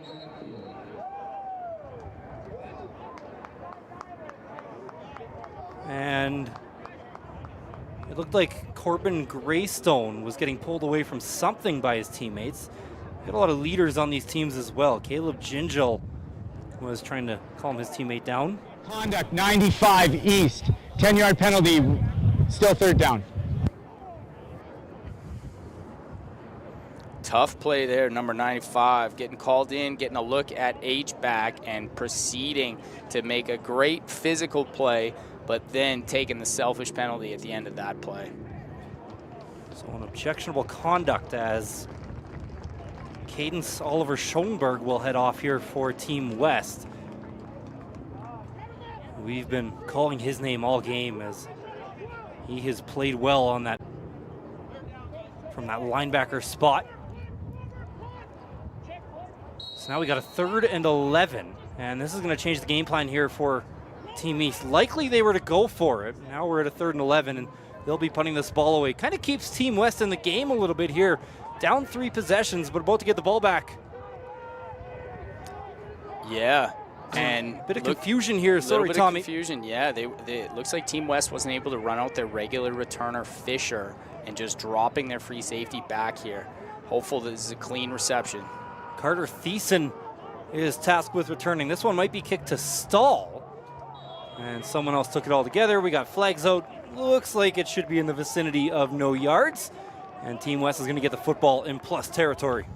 And that is one of the biggest things in Canadian football is if you are punting the ball and you don't have a talented punter, you cannot afford to take a no yards penalty.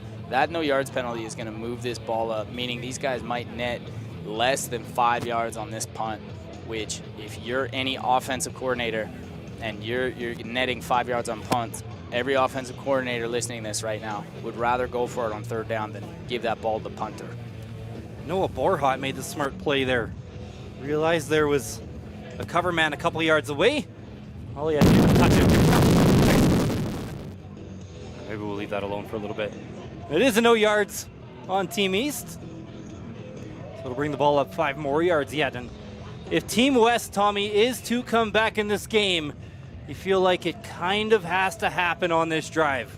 Yeah, you know, they get the stop defensively. It was aided by some penalties from Team East, but you get the stop and you force the short punt, setting your offense up with the best starting field position that they've had today. You know, as an offensive coordinator, that this is 3 down territory. What that means is look for this offense to open up the play calling on 2nd down. Wesh going deep, looking for it in one play. He had a man and just overthrew him. He was looking for Borhat. There is a flag down at the line of scrimmage. And great strike here. I think Borhat's going to want this one back. You see him fade inside on the route a little bit, and quarterback puts that ball outside. That is one of those that's just out of the reach of the talented Borhat. Initial indication is that that one might have came back anyways.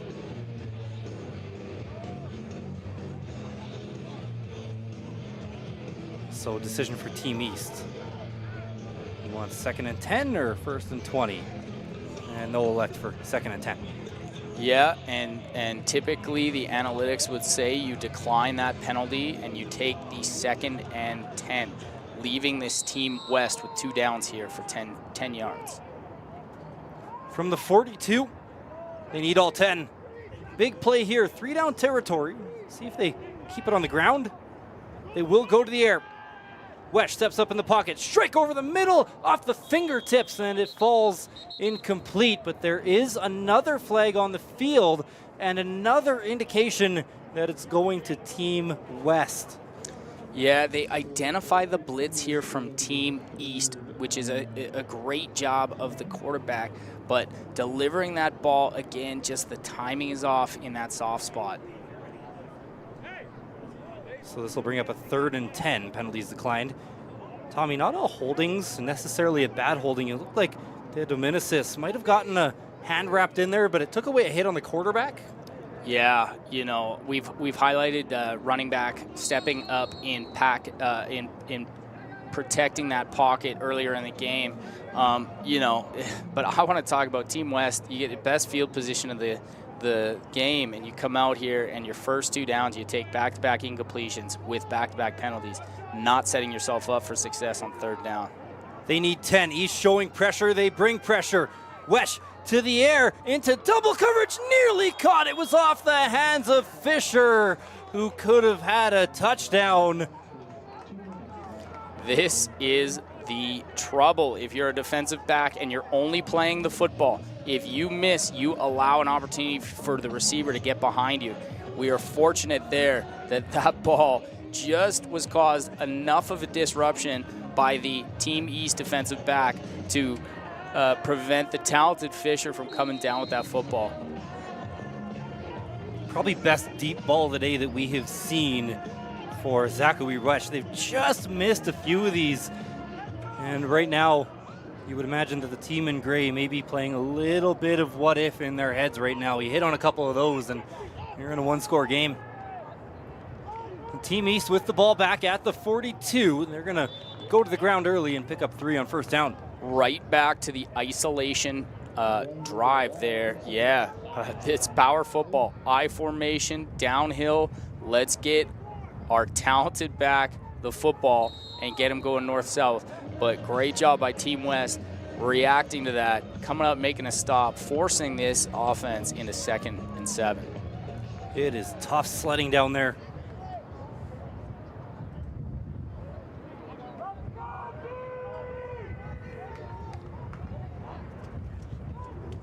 Quick pitch out to the left side. Another run attempt here for Shaden Roy, who picks up a couple. Quick note, Tommy, I've noticed a couple times that the clock has been running. Haven't mentioned anything yet. So just, we've had a bit of a delay here. So to be sure that the event doesn't run too late, there will be a runtime clock until the 3-minute warning in the 4th quarter. And of course, we've went a little long here. We're at a Premier Stadium and got to get out of here at some point. So unfortunate, especially for Team West down in the game. But yeah, that is the unfortunate butterfly effect when you have a halftime injury, and even though the response time was quick, slow things down here a little bit. So looking into run time here in the second, now that means this 4th quarter is going to go by quickly, which if you are down multiple possessions as Team West is here, every single snap counts. You need to generate a turnover and a score here in the next few minutes. So 1st and 10 for Team East. Last play of the 3rd quarter. We might have had a penalty after the play on that one. Yeah, I believe it was another objection of conduct. Seems to be a few. little bit of, a few athletes down there losing their composure, and so this is a great time, between the quarter breaks for coaches to remind guys, hey, we got 1 quarter of football left, conduct yourselves with it, keep that chin up, man. So we will take a short break here. Quickly want to thank all of our sponsors. Impulse Athletics in Calgary. Speed, strength, and agility training that helps athletes take their game to the next level. Also Remington Development Corporation, building vibrant communities and corporate commercial spaces that you know and trust. Also, Evans Tedham Building Products, your preferred building products wholesaler, supporting your build every step of the way. So we are quickly going to get to the 4th quarter. Saw that 3-minute break earlier, but they're just trying to expedite the game a little bit. So not quite as long of a break. 2nd and 6 for Team East. Start to turn the chains over a couple more times and they can put this thing away. Yeah, and this is where having a powerful running back starts to win games for you. Let's see if Team East here strangles out this clock and Team West. They do have big Marcus Belgrave out there, the defensive lineman who has been playing on both sides, a bit of a tight end as well. Dowling on the run. That one got tipped. And there's some more contact after the whistle, just a little bit. This one's not going to draw a flag. It was Caden Nagy and Cameron Stahl in coverage for the West. Yeah, that edge pressure got there quickly, and you see Dowling forced to roll to his left side. For a right-handed quarterback, it's much more difficult rolling to that left side and getting your shoulder pads square. Tough one there for Dowling. But again, if it's 2nd and 6, we're telling our quarterback we do not take negative yardage, and at this point in the game, eliminate turnovers and your offense should be successful. That was actually Stahl with the pressure, forced that throw into the ground. So 3rd and 6, and a down that Team West needs to win. Dowling to the air, scanning the field. He is taken down. looked like it was Caden Nagy. First one there again, back-to-back pressures, and Team West forces the turnover. Great bend here from the edge. Beats that tackle and folds inside when Dowling steps up. That's a really good adjustment here from the defensive lineman.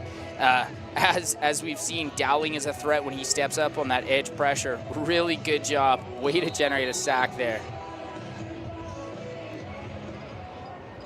Get this ball back for your offense.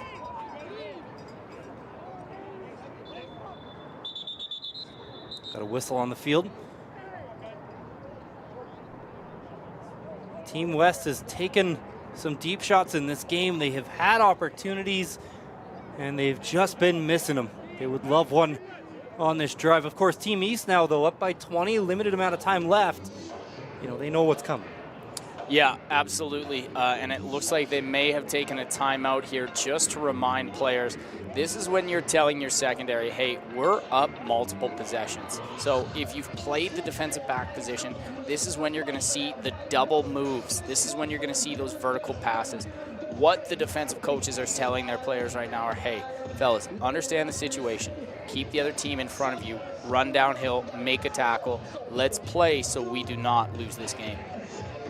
How do you balance as a DB keeping the guy in front of you, but also still, you know, being physical and playing in coverage? Yeah, the mindset is, what are you willing to give up? And right now, you are not willing to give up a vertical pass, but you are willing to give up quicks.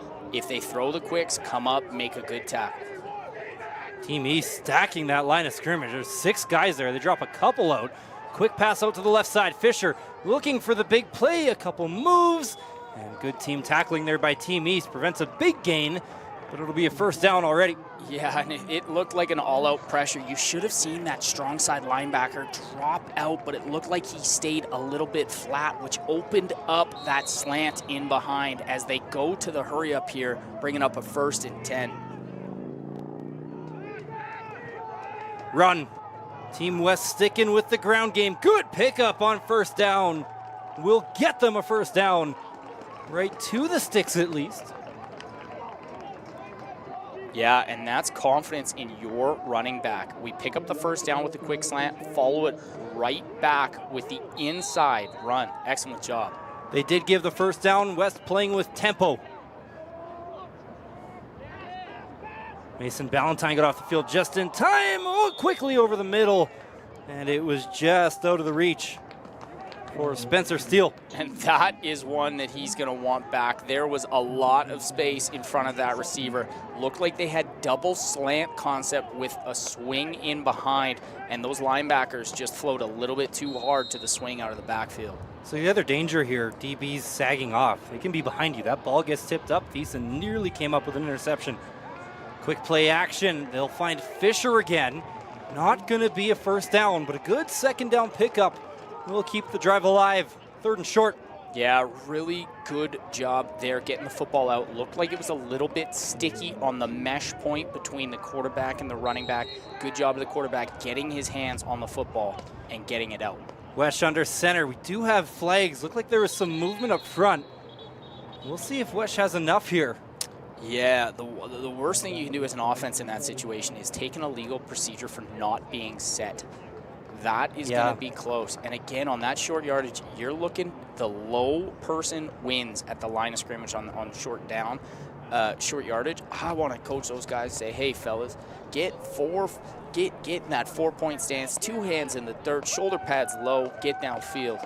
But lucky here, looks like it's an offside call, which will give Team West the first down as they keep things moving here in the 4th. The door is slightly ajar for Team West. They're staring at Fisher. He's got one-on-one deep ball. It is intercepted, but we have a flag. A flag. There was some contact on Fisher. Yeah, and this free safety has done a great job at reading quarterback all day. I'm interested to see, this is in the area of pass interference.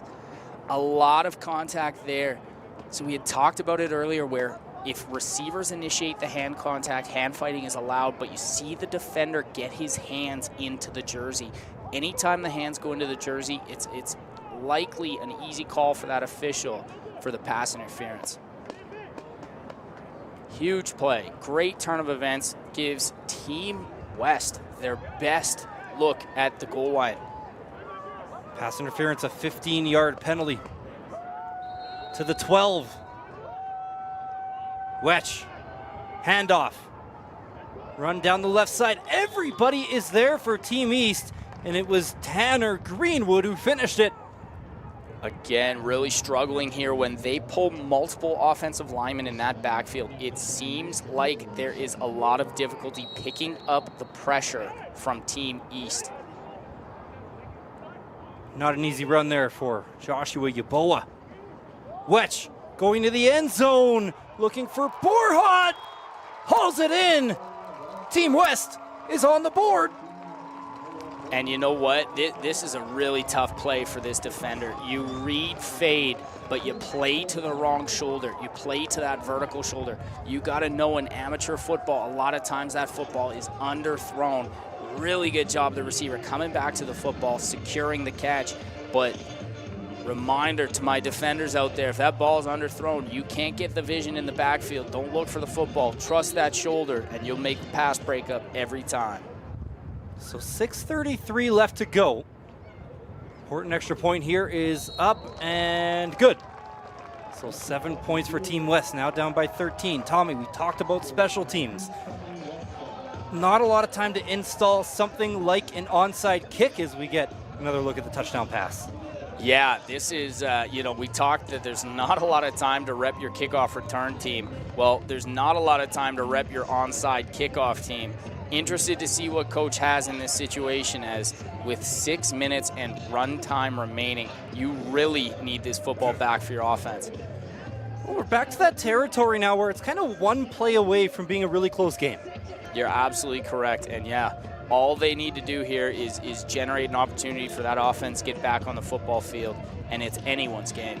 If they do want to onside kick it, Team East only has 4 guys up.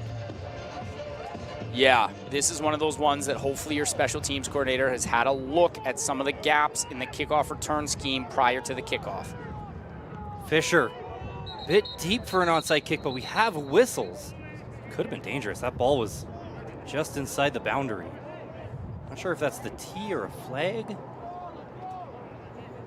Yeah, and with high school football, so high school football operates on wider hash marks than what our CFL field does here at McMahon Stadium. So what that means for onside kicks is usually that hash mark is further away, which gives you a little bit more space if you're trying what is known as that onside pooch kick. So again, we'll see what they do here as Fisher lines up for what looks like, it looks like they're trying to put it in a gap here.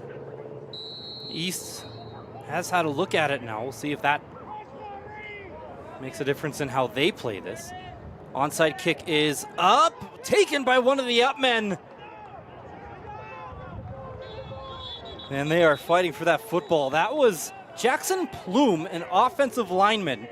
And Tommy, take me through how an onside kick works and why you don't normally see Plume taking the kick. Did a good job on that one. Yeah, some teams, different philosophies. Some guys will put offensive linemen up there, but the problem is if you put an offensive lineman up there that doesn't have hands, this situation could be disastrous.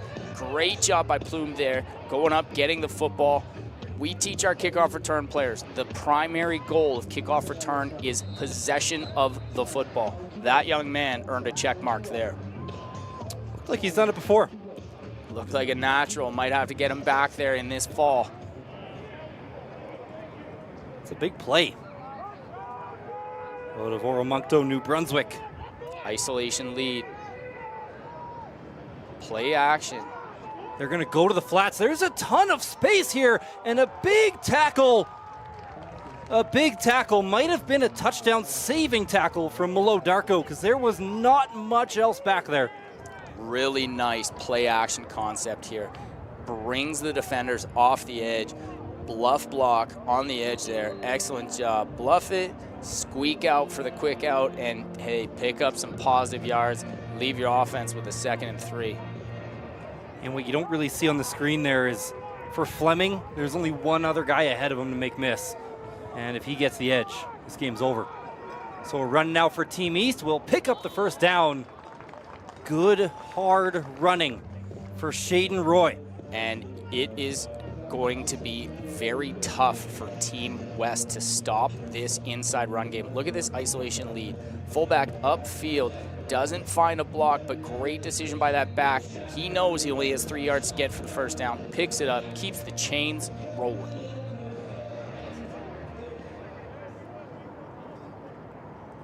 .425 left to go. Team West would love to get this ball back around that 3-minute warning. Quick pitch back. Team West all over it. Ball's on the ground. Team West thinks they have it. Haven't got a signal yet. Team West ball. That's exactly what you needed if you're a Team West fan out there. I can hear the keyboards going off in the chat right now. That is an all-out blitz by Team West as they commit to taking away the toss. Let's hear it. Force the fumble. That ball is out. Team West, big turnover here. Morin, who had an interception earlier, was the one who came up with it. Looked like Cameron Stahl might have been the one to strip it there. What can this offense dial up coming off a turnover? Looks like they're bound their hitch screen package. Look for a quick pass up top. Got a timeout for Team East. This is when you're thinking as a coach, hey, are these guys coming out in the same offensive formation? Well, if they're coming out in the same offensive formation and we see that field side bunch, I am on alert for anything like a screen and go, something that's a big shot play.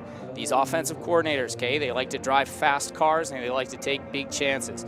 They just generated a turnover on defense. One of the things that you're going to see after a turnover is an offense come out and be ready to take a shot. I'm eager to see here if Team West goes back to that field side bunch concept and, hey, maybe they run the quick screen.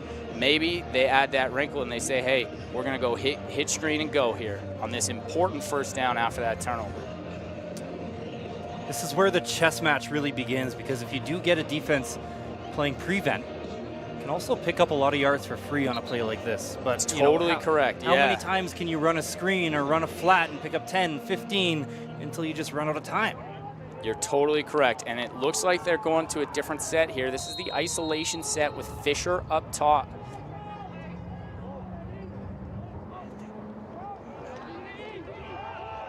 Fake to the screen, they're going deep, they have a man, it's caught inside the 25, Noah Borhut, who's come on late in this game with a big reception.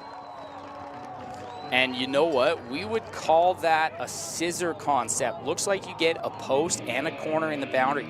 This is a really tough, that is just a post and a vertical concept. And you see when that post breaks, it brings the cornerback's attention in. Great conversion and pickup on first down. At the 24. Last play before the 3-minute warning. They'll stick on the ground, keeping Team East honest. Short run for Joshua Yeboah. Really good job from inside linebacker there, number 40, Raymer Eaton out of Ontario, to come up and stuff that run. Powerful back, bang, meets him in the hole. Great tackle, hang on until your buddies arrive. That is defensive smash mouth football. Shout out to the Ontario product. Pickup of 2, 2nd and 8. 3-down football here for the West. Wetch near the end zone, and it looked like the timing was off with Fisher. Yeah, this is an option route concept for Fisher. They are telling him, hey, if that defender's off, we're going to let you sit down. If he's playing low, we want you to go. That looks like an example where quarterback thinks, hey, we've got space over the top, and receiver thought, no, let me sit down in this soft spot. They need the 14. Rip this slant up to field, up to Fisher. That's what I like. Yeah, I think there is some space there. Yeah, lots of space. Some pressure from Team East. West going the other way and can't find a receiver. It's a turnover on downs as Team East comes up with the stop. Yeah, that is an unfortunate response, and one of the things in these all-star games, you're going to ask these quarterbacks to make reads quickly. Looks like a lot of pressure coming from Team East, and oh man, receiver open across the middle. Looked like it was Borhut, That is the downside to sending pressure. There is going to be someone open. Can the quarterback find it in time?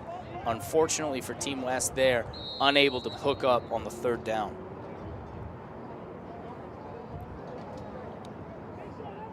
So the East with a chance to put this game away. 2:37, still a lot of time in Canadian football. Going to be a designed quarterback run here for Dowling. Tiptoes just out of bounds. He was out at the 25, gain of 3, and what that does, Tommy, is it stops the clock. I'm not sure they had an eligible receiver on the end line of scrimmage there, unless it was a tight end checking in as eligible. But either way, able to pick up some positive yards, putting the ball in your playmaker's hands, letting them go. Having a discussion here with I think Team that West. There's been a flag I think the thrown. officials picked up the no end. Legal procedure, no end. 5-yard penalty, back them up, replay, 1st down. That is a coaching mistake, not having enough guys on the field, not having an end in place. I don't think this is worst case scenario for Team East though, Tommy, because you get to kill the clock for 1 more down. Yeah. Because they'll keep it at 1st and 15. Yep, totally correct. 1st and 15, you're looking at 2 downs here. Worst case scenario, you can punt that football, let your defense win this football game. Bit of a wide snap. Dowling, same play. The other side, there is a flag as Dowling picks up maybe a couple. Flag came in the secondary. What a tackle. That is what you teach young defensive players. Run downhill and fill. Look at this track by defensive halfback. Look at this. Excellent job coming downhill, shed the block, boom.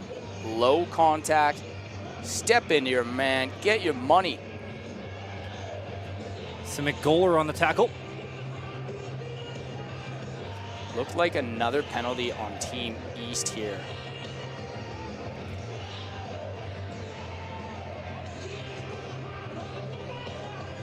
Holding. Well, this time they'll decline the penalty. 2nd and 14.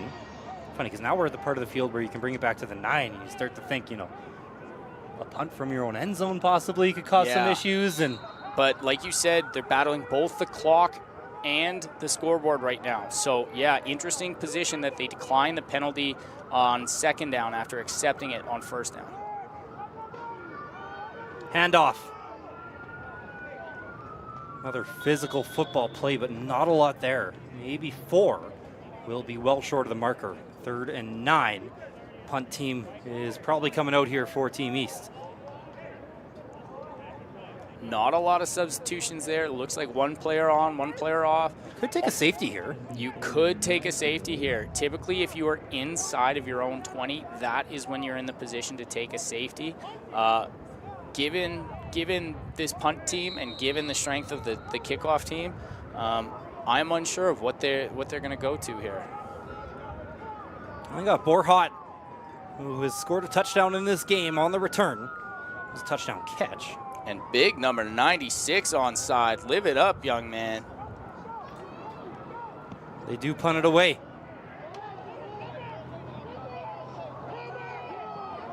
Taken at midfield by Borhot.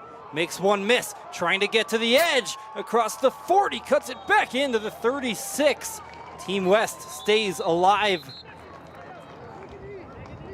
Really good tackle there from Tristan Levitt out of Cardston. Guy's been all over the place on special teams and offense today. Good player down for Team West. Called 20 on the return.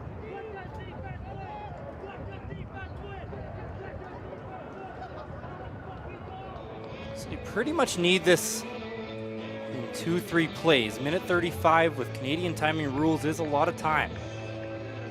Yeah, the special teams and defensive unit here for Team West have done a great job of getting the football back here for the offense. Offense has had enough chances. Let's see if they're successful on this 1st down.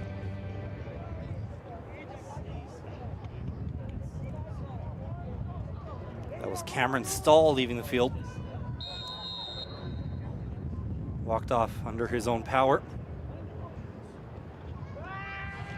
Wetch steps up in the pocket, delivers a strike, has a man, it's Steele. They got him by the jersey and he falls forward to the 6. But is there a flag?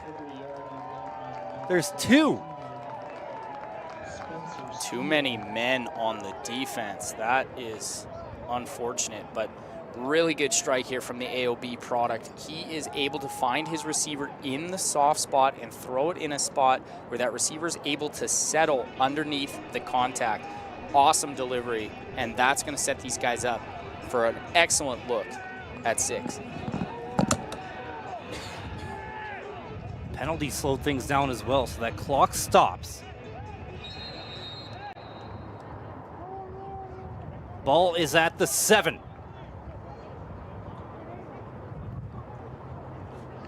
Quick look to Fisher. Can't reel it in. It was a forward pass. So it's just an incompletion. Bad news, you don't get any yards. You waste it down. Good news, the clock stops at 1:14. Didn't waste a ton of time.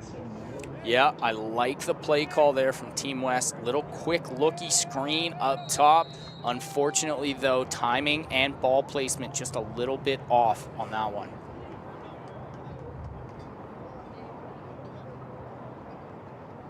Looking for Fisher again. No, they'll go to the flats, and it's dropped. Hit the young man in the face mask. He's looking right back through the sun there. Yeah, we got sun. We got some shadows that you can see on the field as well. Yeah, that is never one. seen that. That is one that you can tell he's staring right in the sun. Didn't know the football is out. Yeah, if you're playing McMahon Stadium enough, you know these late June evenings, you're staring right at the sun. Is that something, got a timeout here for Team East, the defense. Is that something that you coach knowing when you call plays? It's part of the reason why at the coin toss and at half, you're able to pick a side. A lot of teams, when they're deciding whether to pick side or not, the first factor that you're considering is the wind. Well, most teams are going to pick having the wind in the 4th.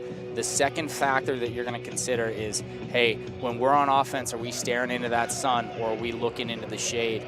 And unfortunately for Team West, they're in the position that in this 4th quarter, they're looking directly into that low-setting sun here in the foothills. Yeah, so the wind is against you, the sun is in your eyes, and it's, you know, something that's not overly talked about, but it is an important factor in the game, and there was some room on the edge there might have cost them a touchdown. Yeah, totally correct, and it's one of the things that the coaching staff from Team West is going to have to consider with this offensive play calling here. The 12-yard line staring down, at the 7-yard line, staring down an opportunity for the second score of the game. This could be the game right here. 3rd and goal from the 7. They're looking to Fisher on the post, fighting for the football. No flag, no catch. Team East comes up with the stop. That is great one-on-one coverage, and this is a, hey, let's give our best player, Fisher, a chance all day. Ball is up. Defender does a great job. A little bit of contact, but again, able to shield himself between the offensive player and the football. That's an excellent pass breakup for that young man. So 1:04 left in this game, and this is the part of football that every coach loves to teach. Tommy, 2 hands on the football the rest of the way here for Team East. Yeah, very similar field position for the 2023 edition of the Calgary Dinos, where they were in a situation like this and they had to run the clock out and unfortunately fumble the football to Manitoba, which changed which teams were in the Canada West playoffs. So yeah, definitely a situation where you're telling your offensive players, hang on to that football and understand how many scores we are up right now. This is a situation as a coach, you are coming out, you're letting that clock run, you're going to get positive yards, get the ball, get the clock running, and hey, worst case scenario on 3rd down, you can give up the safety. Not a bobble there for Shaden Roy. They got big Dylan Janisen at fullback, the defensive lineman. Another run up the middle, and Team West has done the job. But now there's only 37 seconds left. So this will bring up a 3rd down. and about 4.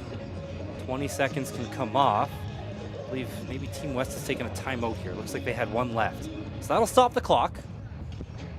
Yeah, take the timeout to stop the clock for sure.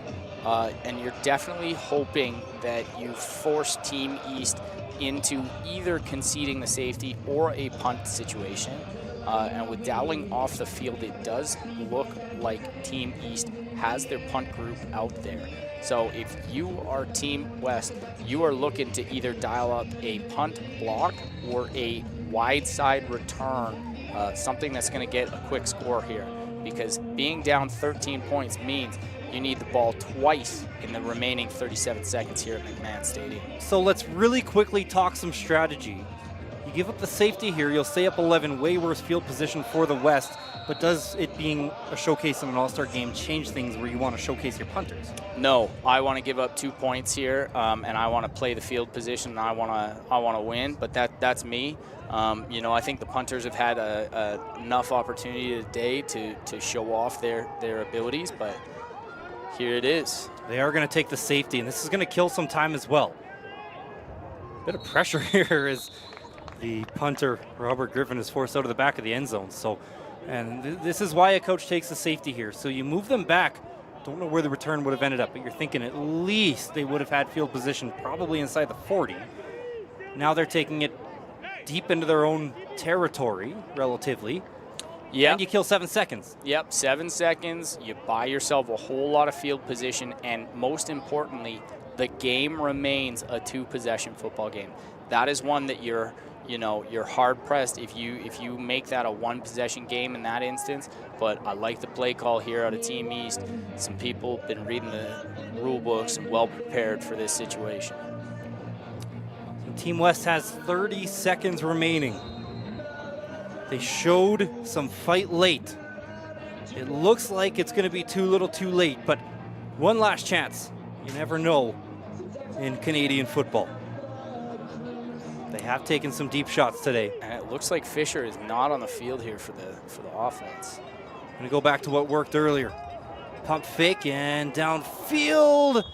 And good coverage from Team East. That was Gage Loans who had Borhat smothered. And Borhat is going to stay down. Yeah, same concept that they hit on earlier where they have the boundary post and boundary vert. And you see that time, 2 defenders for Team East. That's one of those ones when you've shown it to them once already and you're in this situation that you have to score immediately. Not much in the playbook here for these situations after 3 days of prep. It is a hot day down on the field. Looks like possibly just some cramping issues here for Noah Borhat out of Joan Cardinal Schubert High School.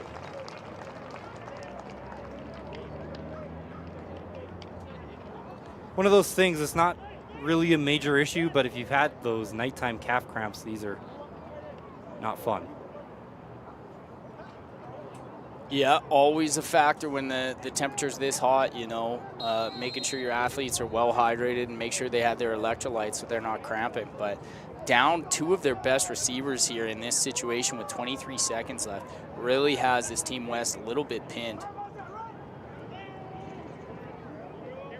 Looking quickly to the right side. Perfect coverage once again. Xavier Maloney making sure Team West had nowhere to go. Xavier Maloney out of Chestermere, which plays in the Rocky View School Division. Great coverage there. And yeah, nothing in the vertical passing game. Looks like a quick out route. Great play. Says no, sir.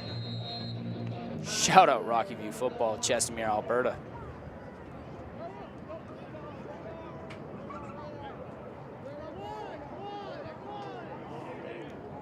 Empty set here. Had 4 receivers to the right. Wetch going to flip it ahead and was hoping to get crafty there and find the assist just behind the defense, but not quite in time. That was a 3rd down, so Team East will get this back with 9 seconds left. They can knee it out if they want to. Yeah, and unfortunately for Team West, that seals today's game as Team East came out and was able to make plays today and talented on offense, explosive on special teams, and one of the biggest plays of the game, that play just before the end of the second quarter, the double pass for the explosive touchdown, really propelled Team East to a victory here today. So we'll see. We talked earlier about if an all-star game changes play calling. Sometimes this is where that happens, but it looks like the East is in victory formation here. And, you know, Tommy, I kind of like this. We've had enough players go down today, and anytime you run another play, things can happen. So Team East does come away with the win, 20-9. Good win for head coach Cody Adams. Excellent game for Brady Dowling, the quarterback.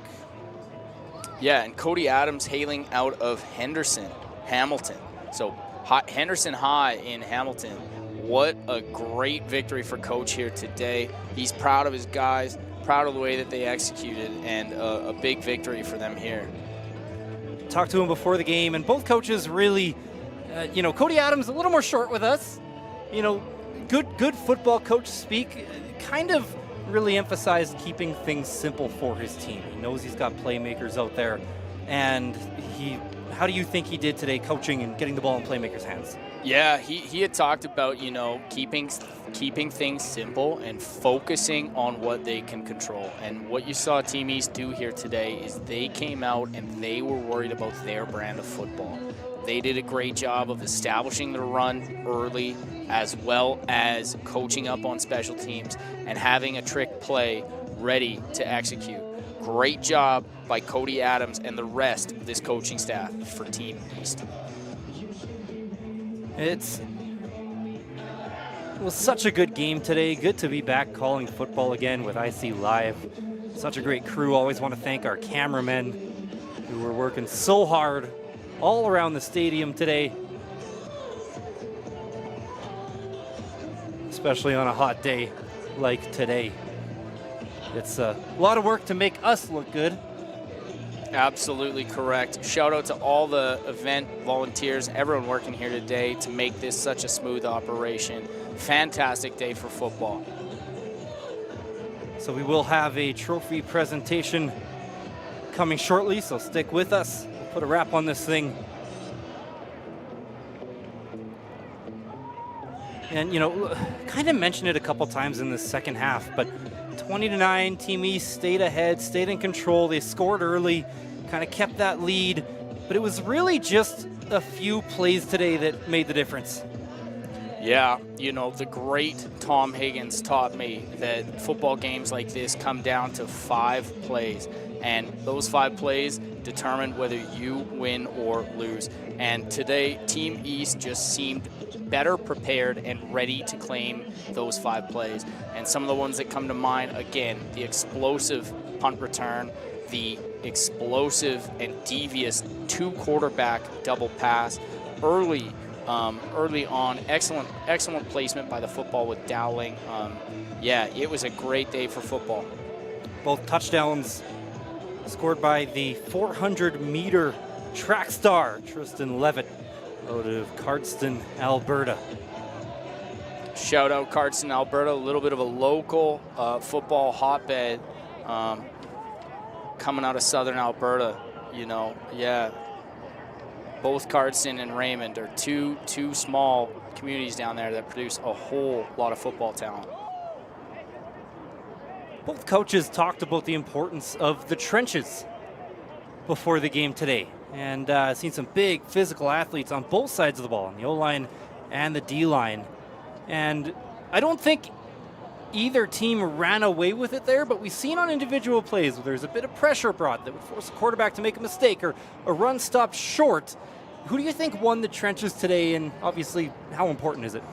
Yeah, definitely Team East. Yeah, it was definitely highlighted early on that the game was going to be won in the trenches, and you could see it. Team East on the defensive line had a powerhouse unit. And a lot of times when Team West was running those pulls on offense, Team East was able to swallow it up with multiple defenders ready to make a play in the backfield. And you know what? Just in general, tenacious defense. So I want to highlight the defensive line play for Team East, as well as the linebackers and secondary contain group. They flew to the football all day today and did an excellent job of stopping, what would be big gains for limited first down yardage, really forcing this offense into tough situations on second down. But terrific players both on the offensive and defensive line. This is the beauty of an all-star game, is you really get to showcase that level of talent. And I'm sure there's some post-secondary scouts watching right now, trying to get a hold of some of these young men down here on the field. So couldn't quite hear the microphone from up here. Might have not been working, not sure. But they probably said both teams did a great job. The Golden Maple Leaf Trophy, boy, is that beautiful, is presented to Team East. And two very deserving players there grabbing the trophy. Connor Westra, free safety, who had an excellent game, was all over quarterback vision, had a great interception on that smash concept in the first half. And Tristan Levitt, the track star, shout out the gold medal winner out of Carson, Alberta. 2 touchdown performance today, making tackles on special teams. That young man is an amazing football player. So it was a great day for football here at McMahon Stadium at the All-Canadian Classic. Once again, we would like to thank you for watching. Connor Toffin with Tommy Nitter. And, I don't know, I haven't called a football game since provincials last year, since the Alberta Bowl. So late last November, different field conditions, -20. And it was really good just to be back at the football field today. I know you've been at it for a little bit longer, but I'm sure the people at home as well, they've had some CFL to watch this weekend and some great football being played there, and a great game here tonight at McMahon. Yeah, football is back and the electricity is flowing, and you know what? Hey, I'm a football coach. I'm excited to be back. What a great showcase of these All-Stars tonight. And yeah, our wonderful game. CFL just started here this weekend. Proud to be here for a wonderful football game at McMahon Stadium. So these showcase events are important for various reasons, but one of the biggest reasons is players want to put good things on tape against the other best players in Canadian football. And, sometimes in these games, 1 or 2 players really pop out.